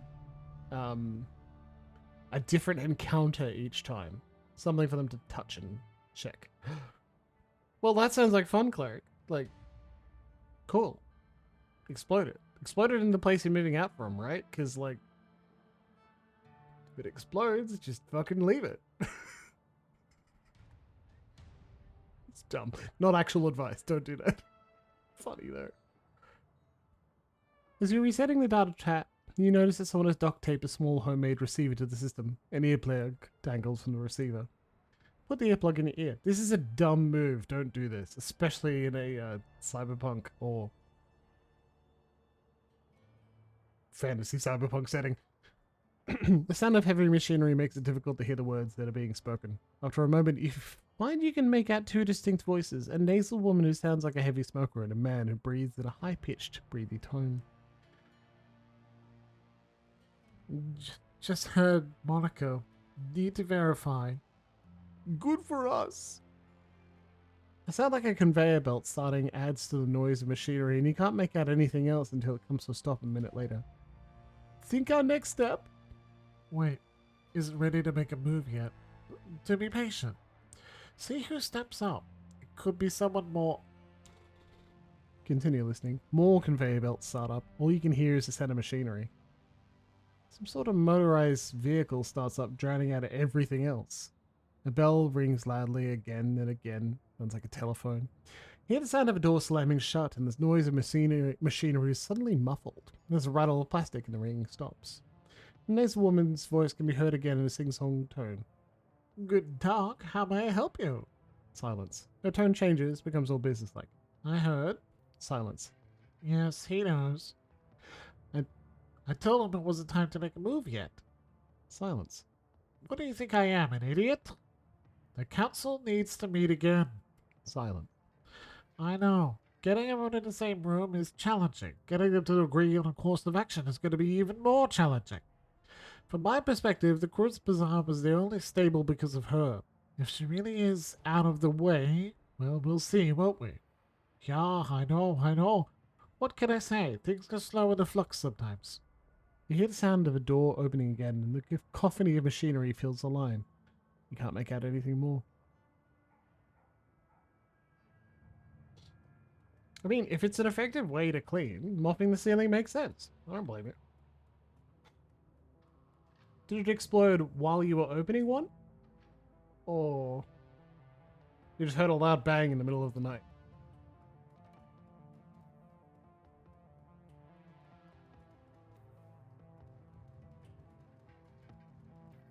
Hello, Lane. Before you stands a troll, though it is a stretch to say he's standing at all. His great mass is barely held upright by two vintage prosthetic legs, along with a crutch under one arm. His body clicks and hums with every shift of his weight. Despite these disabilities, his eyes are sharp and calculating. Despite. I know you. If you know Monica. Sure, I know Monica. You one of hers, then? There's something you should know about Monica. Something happened to her on the run. I'm afraid so. There have already been whispers. I had a feeling. Besides, Monica almost always comes around after a run to check on everybody. She's long overdue, and now you were here in her place. So she's either severely wounded or outright dead. Which is it? I'm afraid she's gone. The grizzled troll nods grimly. The sovers in his prosthetics complain as he lets loose in a heavy sigh. Now that is a shame. She was a hell of a runner, that one. And a good friend. I'm Pendrelin, by the way. Good to meet you, Pendrelin. Name's Alexi Lane. What's your place in the Crest Bazaar?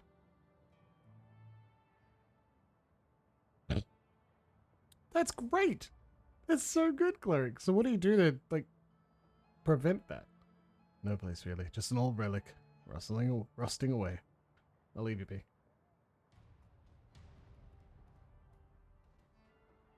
At the sound of your approach, the orc turns to face you. He wears a severe expression, but there is kindness in his eyes. Guten Tag, Elf. Can I help you with something? I couldn't help but overhearing a situation. I take it that you run a charity of some sort? He nods. Yes, it isn't much, but we do what we can. Such as, give me specifics? He clears his throat and begins to count up his fingers. In the past several years, I've established a shelter where the dispossessed can sleep, a soup kitchen to feed the hungry, and a library for the people of the Kretz Bazaar to better themselves. It isn't much, I admit, but it's a start. A good start, Samuel. You mustn't be so hard on yourself. There are limits to what one man, even a determined man, can accomplish. Gets fiddly. Yeah, alright. Stir it. With some, like, heavily sanitized equipment. This is true. He nods to the orc at his side. Thankfully, some of the residents I've helped over the years have come back around to help me. I've got 15 assorted orcs and trolls from all around the Crest Bazaar working with me now. They help me man the soup line, stock the library shelves, and to do all the hundreds of other little things that a community organization needs done every day. These extraordinary individuals are living proof that what we do here has value. They are my inspiration to continue forward. She beams at the compliment. From her body language, it's clear that she idolizes Beckenbauer. Now, if you do have any more questions, if not, I bid you good day. I don't wish to sound self-important or rude, but there are many pressing matters that demand my time. Are you accepting donations? Yes, of course. We're actually desperate for them, truth be told. People seem more intent on taking care of themselves than they are in providing for the less fortunate. Of course, these concepts are not unrelated. As property rates increase, so does the crime rate. Assisting the needy increases the quality of life for all. In any event, our shelter has some basic needs that desperately need to be filled. The walls of the shelter are not insulated, and new blankets would go a long way towards keeping our guests healthy and comfortable. Ideally, we'd like to purchase some space heaters as well. 250 new yen, we could make the purchase. Of course, I do not expect you, a relative stranger to our kits, to contribute that much. Whatever you could spare would be most appreciated. Yeah, just take what you need. I've got you covered. Samuel's eyes widen. This is incredibly generous. Thank you, my friend. Not a big deal, Sam. Do good with it. This donation, we've reached our first goal. Thank you so much for your kind assistance. I'll put your contribution to work stocking the shelter with blankets and heaters. Please do not downplay your contribution. You've shown kindness at a time where few others will. This means something. It means a great deal. I'd like to talk about your organization's policies? Yes, what would you like to discuss?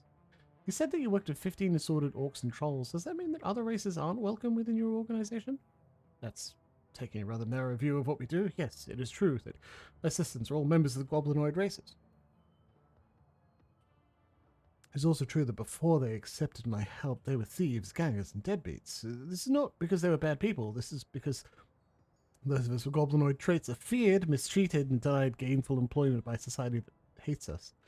I hire in the goblinoids because mainstream human society has created a need for me to hire in the goblinoids. The orcs and trolls of the Great Bazaar deserve a workplace where they will be treated with dignity and respect. That being said, our services are available to all. We wouldn't turn a desperate person away, regardless of that person's meta type. Even humans, the most privileged of all races, are welcome at our door. Isn't that what's most important? It is. I agree with what you're doing here. You're feeling a vital need in the community. You nod slightly. Thank you for saying so. Is there something else you'd like to talk about? Just passing by.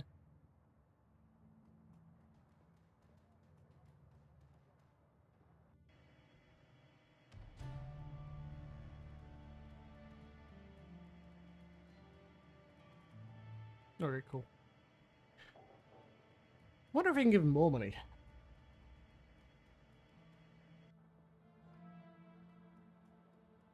I wonder if, like... No, okay. Goblinoids, right? In the latest version of Shadowrun, do they have, like, smaller goblins? Small, but with, like, wide thighs and wide set hips and, like, big titties. Like, goblins? Goblins. And, like, the internet's conception of goblins. That'd be great. For no reason. Like, it's fine. It's okay. Don't worry. Don't worry about it.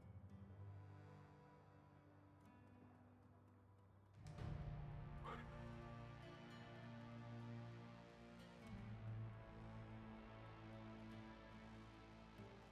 feel like the music could have one or two more tracks for wandering around, and that would do it. It's just a little light. Look at that wizard. Holy shit. Incredible.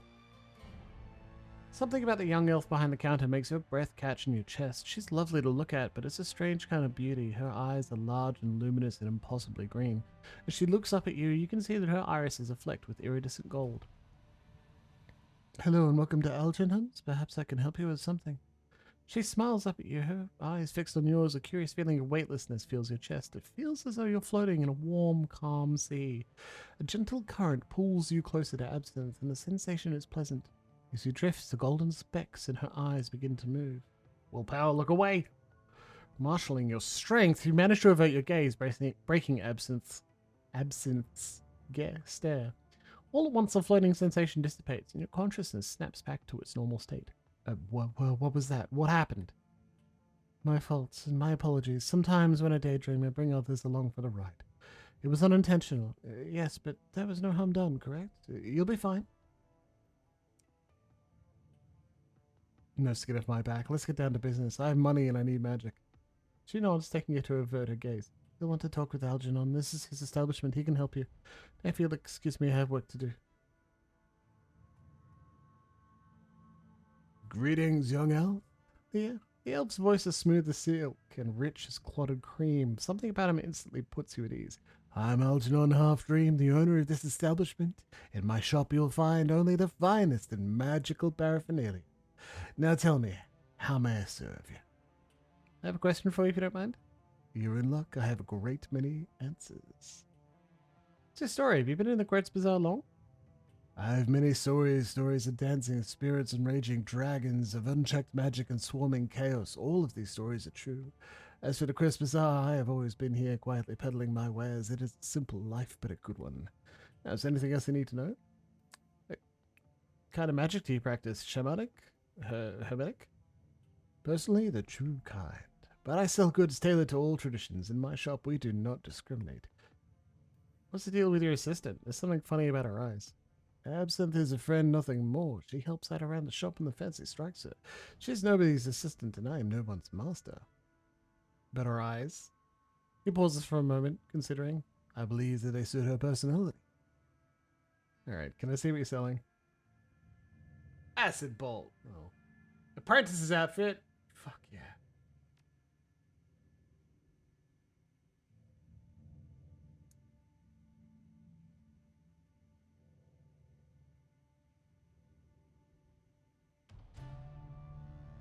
An acid stream. Hell yeah, done.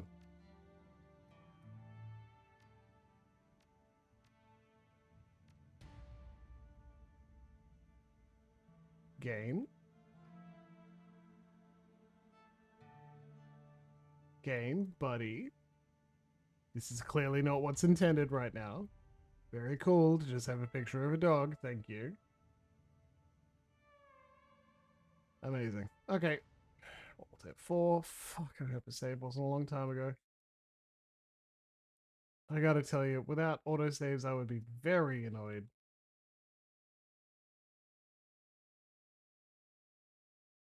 Shadowrun Dragonfall, go. Just shows me a picture of a dog. Which is essentially the game crashed when I was trying to show me the inventory of Dante. Oh.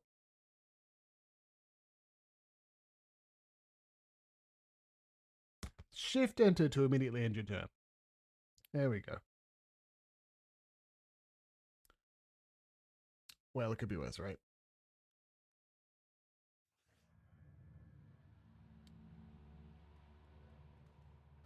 Okay. Speedrun strats, let's go.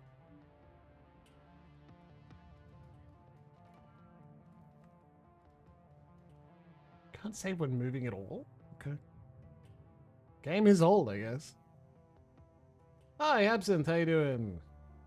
Excellent. Give me the karma, thank you. No harm done, I'm gonna stay in the corner. Lovely.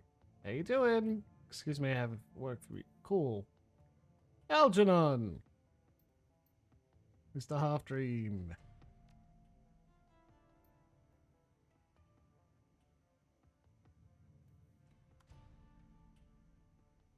Give me no information. Sounds good. How about apprentice's outfit? Anything else? Nah, honestly, let's just get the cool outfit. Wait. This is how it broke last time. Dante. Lovely. Confirm. And we're back to here again. Right. Well, we've reproduced the bug. Also seem to have, like, interesting information about, like, my name is Troll something instead of our, like, Pendrelin. So, let's figure out what the fuck is going on with that.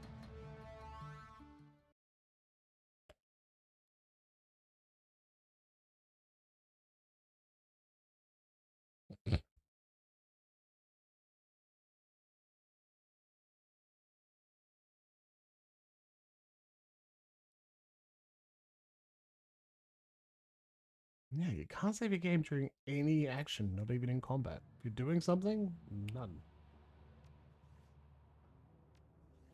My name is a troll 880. Or Dante. My name is a troll.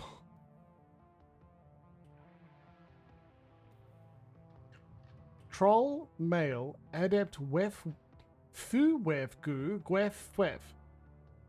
A weak but brilliant Decker. He probably should have drank more milk. A weak but brilliant Decker. He probably should have drank more milk. Dante. And we can't go back to the other character. So clearly,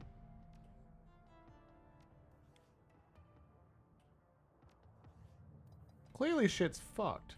It's about as specific as I get. All right. Time to watch Jimbles do some troubleshooting. Dragonfall.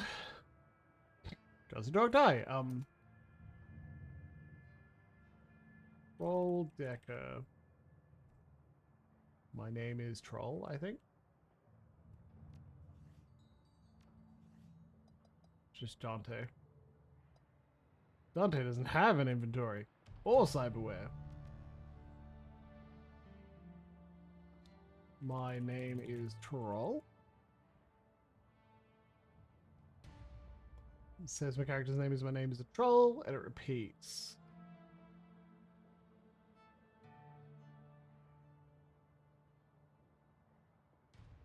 Okay, Dragonfall character bug.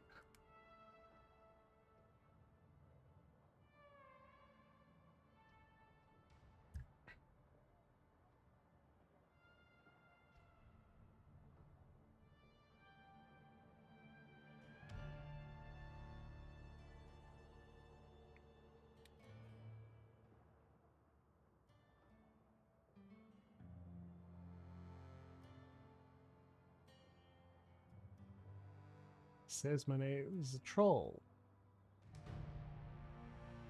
Beta patch in 2014.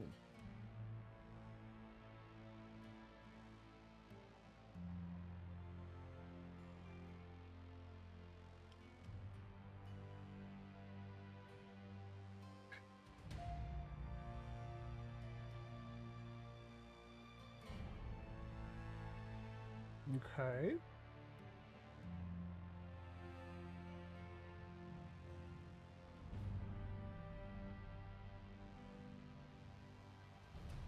Character editor. In-game debug menu. Alt F1. Fuck off. Screenshot saved to gallery. Very good. Debug menu. Initialize character gear player. Load new character. Integer 32 offset command console. Player. New Captain Pendrelin. He's got a name. That's good. Debug.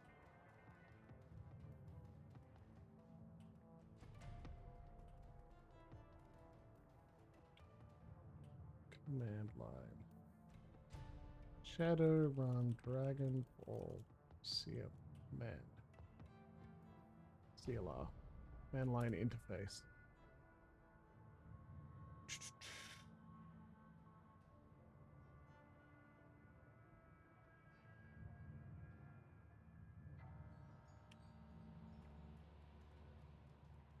Alt tilde. Shift.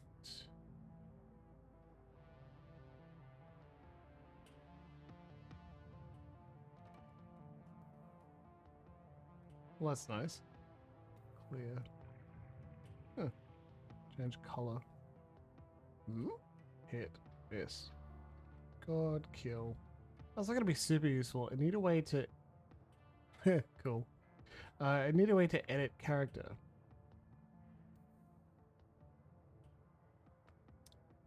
So that weapon does not have...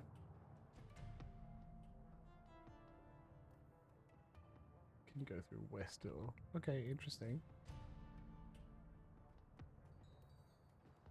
Yeah, so we're getting error messages that essentially state that...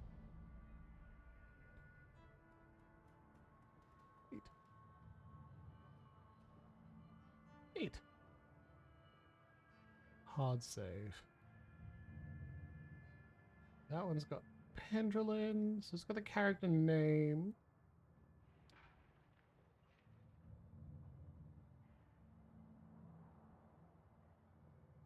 When did it start fucking about? Game difficulty normal.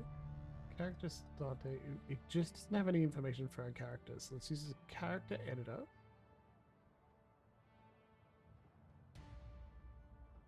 To see what's going on with our save game or why our character is fucked. And then see if we can fix it.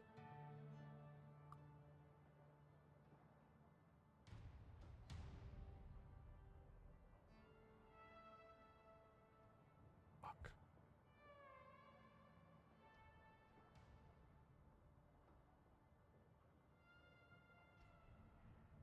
Editor.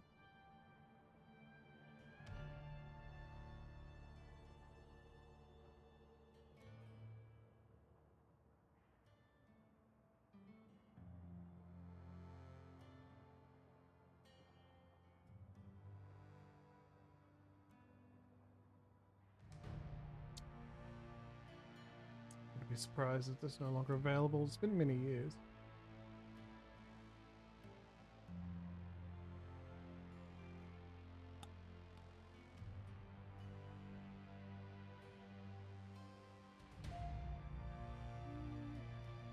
Alright.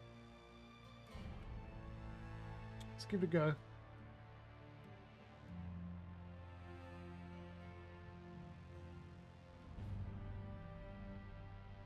It's fine.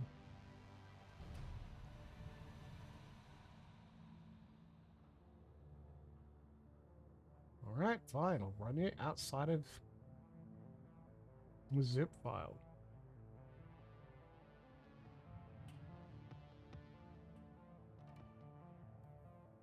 Shadowrun returns Dragonfall, new folder, editor. Go.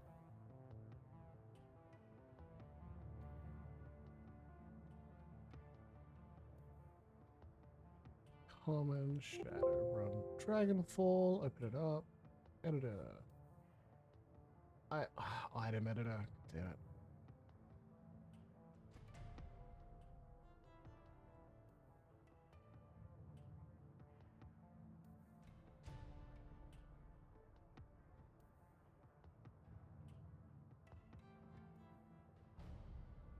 Primal. Oh, it's not useful.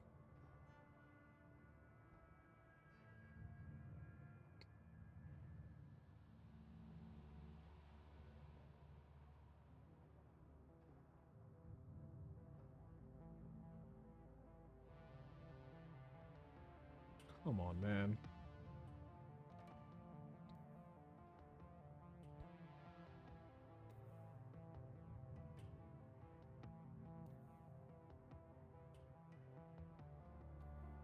Is anything embarrassing this? That's good.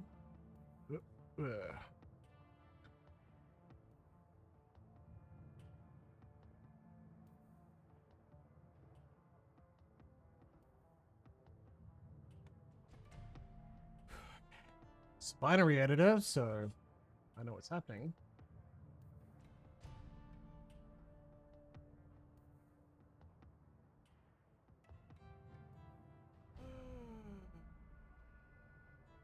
History. Okay, I thought I knew what was happening.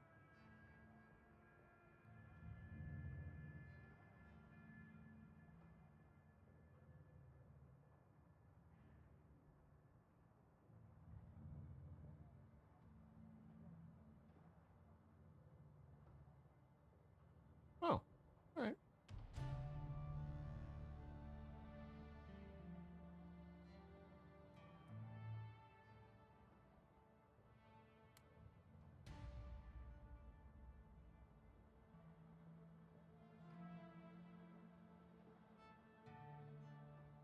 Order buff, Shadowrun DTO, Shadowrun serializer.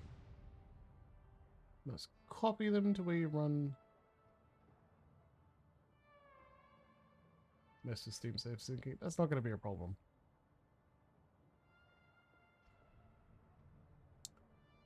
Paste. Run editor.exe.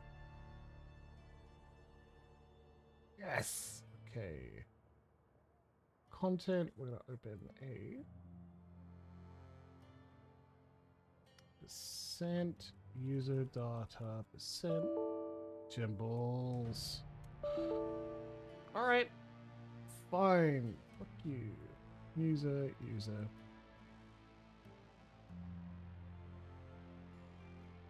Really?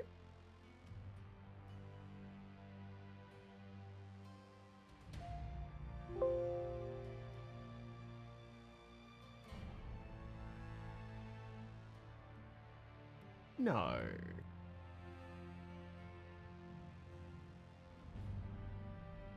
Steam user data.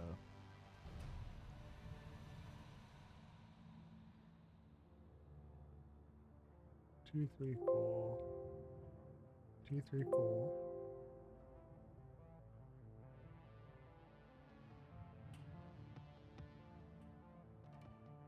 This is Shadowrun Returns.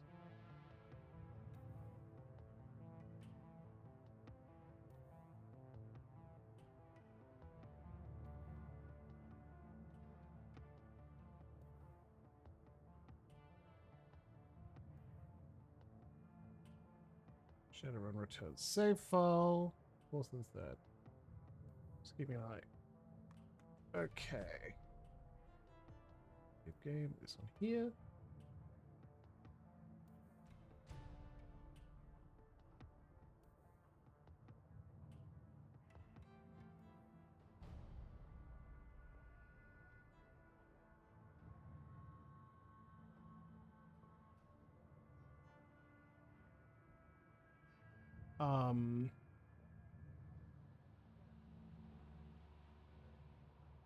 Manage save game.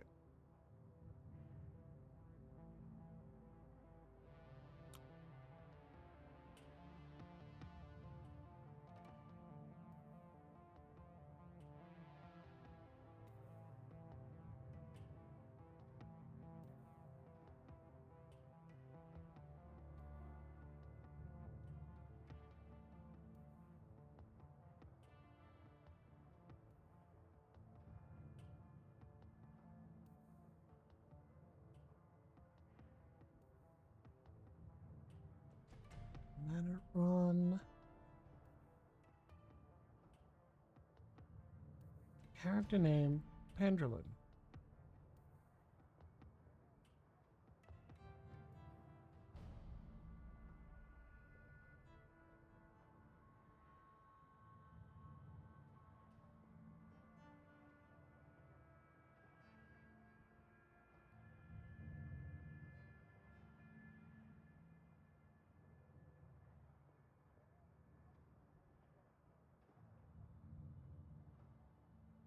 Quick save. Support into the text editor.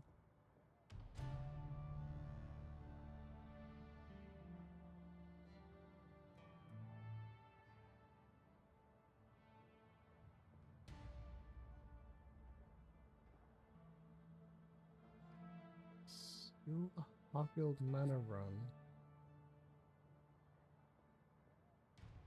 Get a character's name. CG Elf Mage.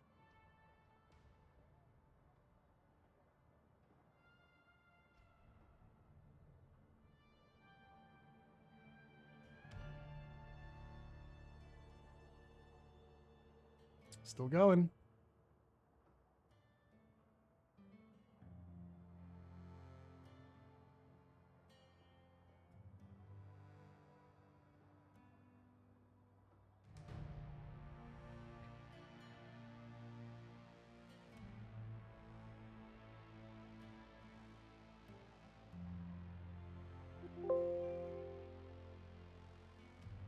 That's not error messages appearing.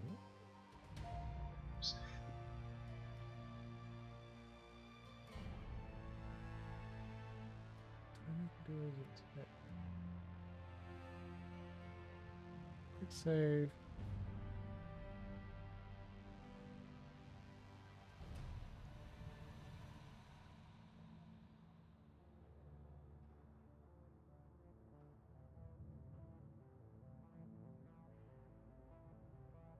Okay.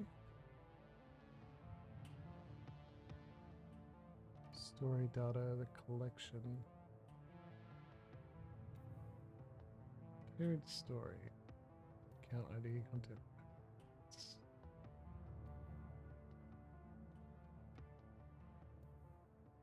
Shadowrun Dragonfall and returns. And Hong Kong.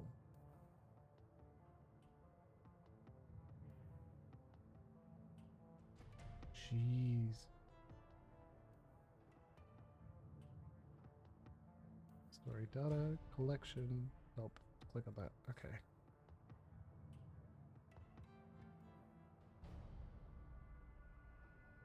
Collection expand. Okay, so let's open the correct content that's got the most recent save. This one here, save file there. Open, save game, expands. Collection for story data, expand this. ISO save story block, 1, 2, 3. Major save, last user ID there.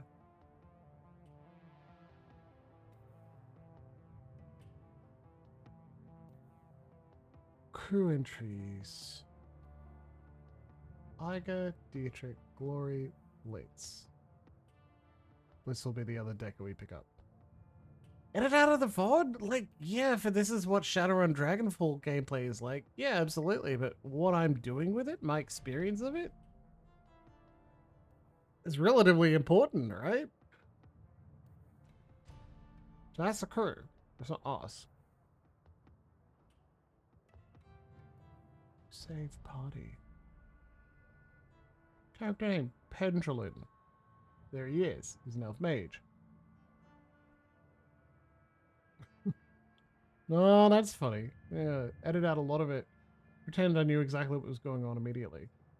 Character instance. Glory, Dietrich.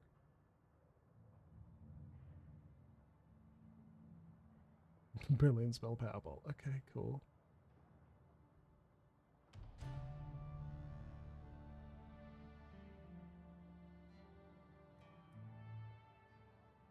Crouch, cover.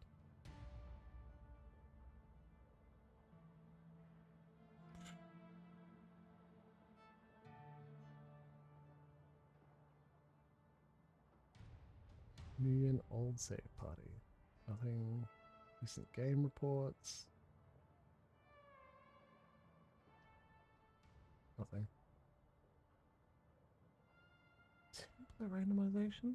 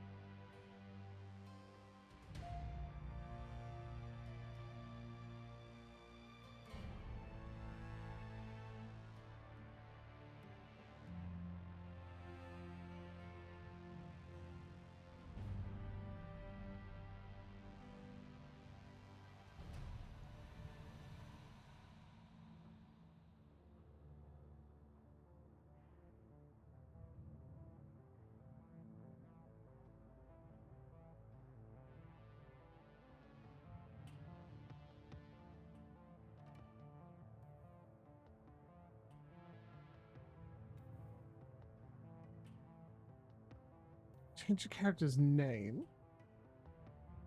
But why does the game itself refer to the wrong entry? Is it actually a save issue? Because it may not be. Now that I think about it. Fuck. The hardest thing is that makes it fuckload harder to do anything with it. Turn the console off.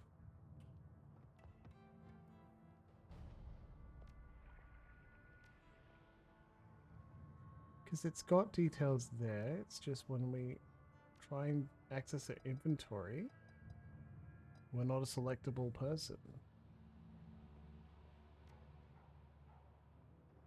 So we've got a quick save, got a regular save.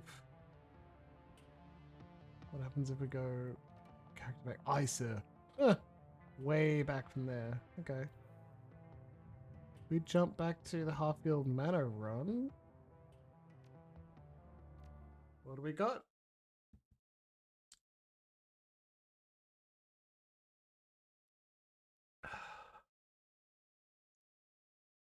Spend your karma wisely, the game says. But what if I have a save game editor because I'm not used to accepting it's bugged? What can we do about it? You can't access inventory in combats, can you?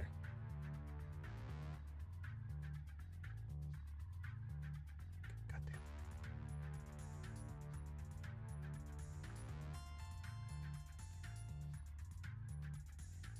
My name is a troll 880. So it's still fucked here.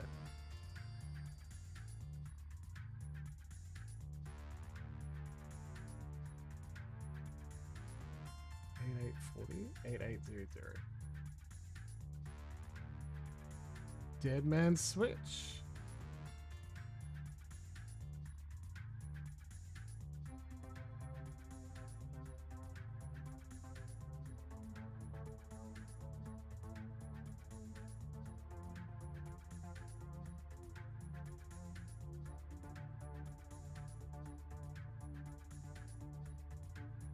Your left in the game is 0 and character.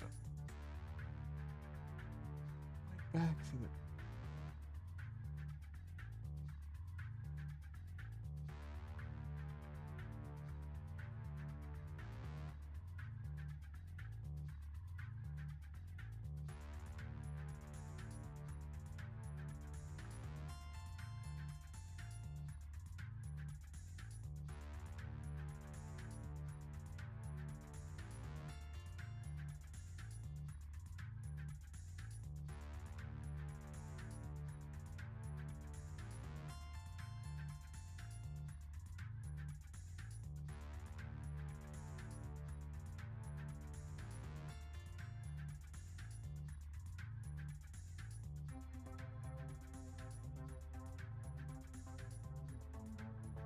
Brilliant, thanks.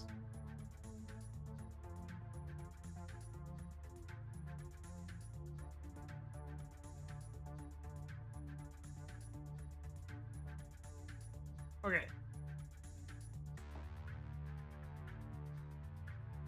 So, by poking in the save file, we know that the character itself is fine. By reading online, it seems like the bug can also be caused by controlling a decker when the game goes through a cutscene where it takes control of your character, or something similar. Some scenario, the game took control of our character. As shame ever stitches, I am only fucking about, so you're not missing much, that's for sure. It keeps crashing. Jeez, that's exciting. And annoying. Let's figure out what's going on there. Wait, no, she can't hear me.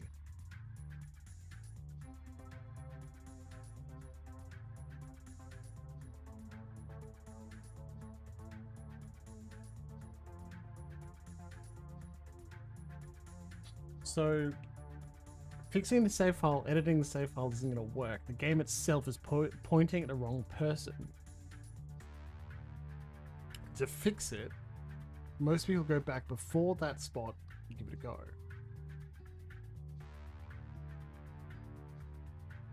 So, my name is a troll. What game do I have? Like, Isa, Pendulum, so all the way back here.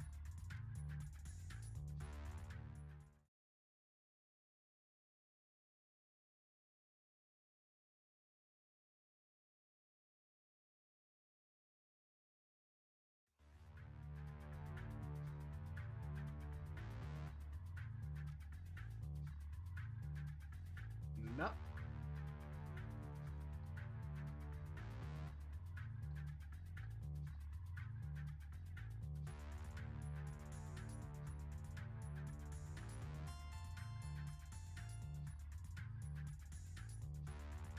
The save is fucked. I have to play again from the beginning.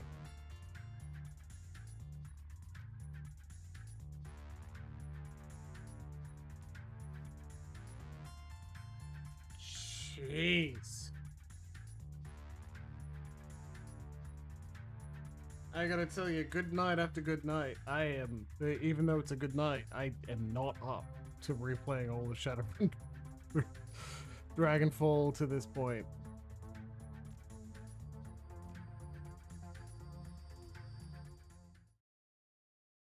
Not in 30 minutes at least. I think we may just be finishing early and then I'll do it in an off time by the next fortnight. Jeez, disappointing, and I'm sorry to have to do that to you, but I gotta tell you, I'm not up for continuing when it's doing that. Oh, there's a point against it, isn't it? Anyway, friendos, I think I am gonna finish up here if that's what we're looking at. I'm glad we could spend 30 minutes or so rocking with Shadowrun to see if we can get a save game editor. But that may be all I'm up for. Instead, I will let you go and give you 30 minutes back of your evening. That's brilliant corporate speak we got there. In honor of combat. No, I know. Yes, well and truly deserved, that's for sure. Destroyed by the puzzle of poor optimization. Instead, what I think I'll do is take Baby K to give Emma a little bit more of a break from parenting, huh? And I will see you again on Wednesday night. Friendos, sometimes games don't work for you, but it's still enjoyable being in your presence. In the meantime, I'm going to go rest, and I hope you go rest too. I hope you have an excellent Monday evening, and I hope you tell the people you love that you love them very much. Good night, everyone.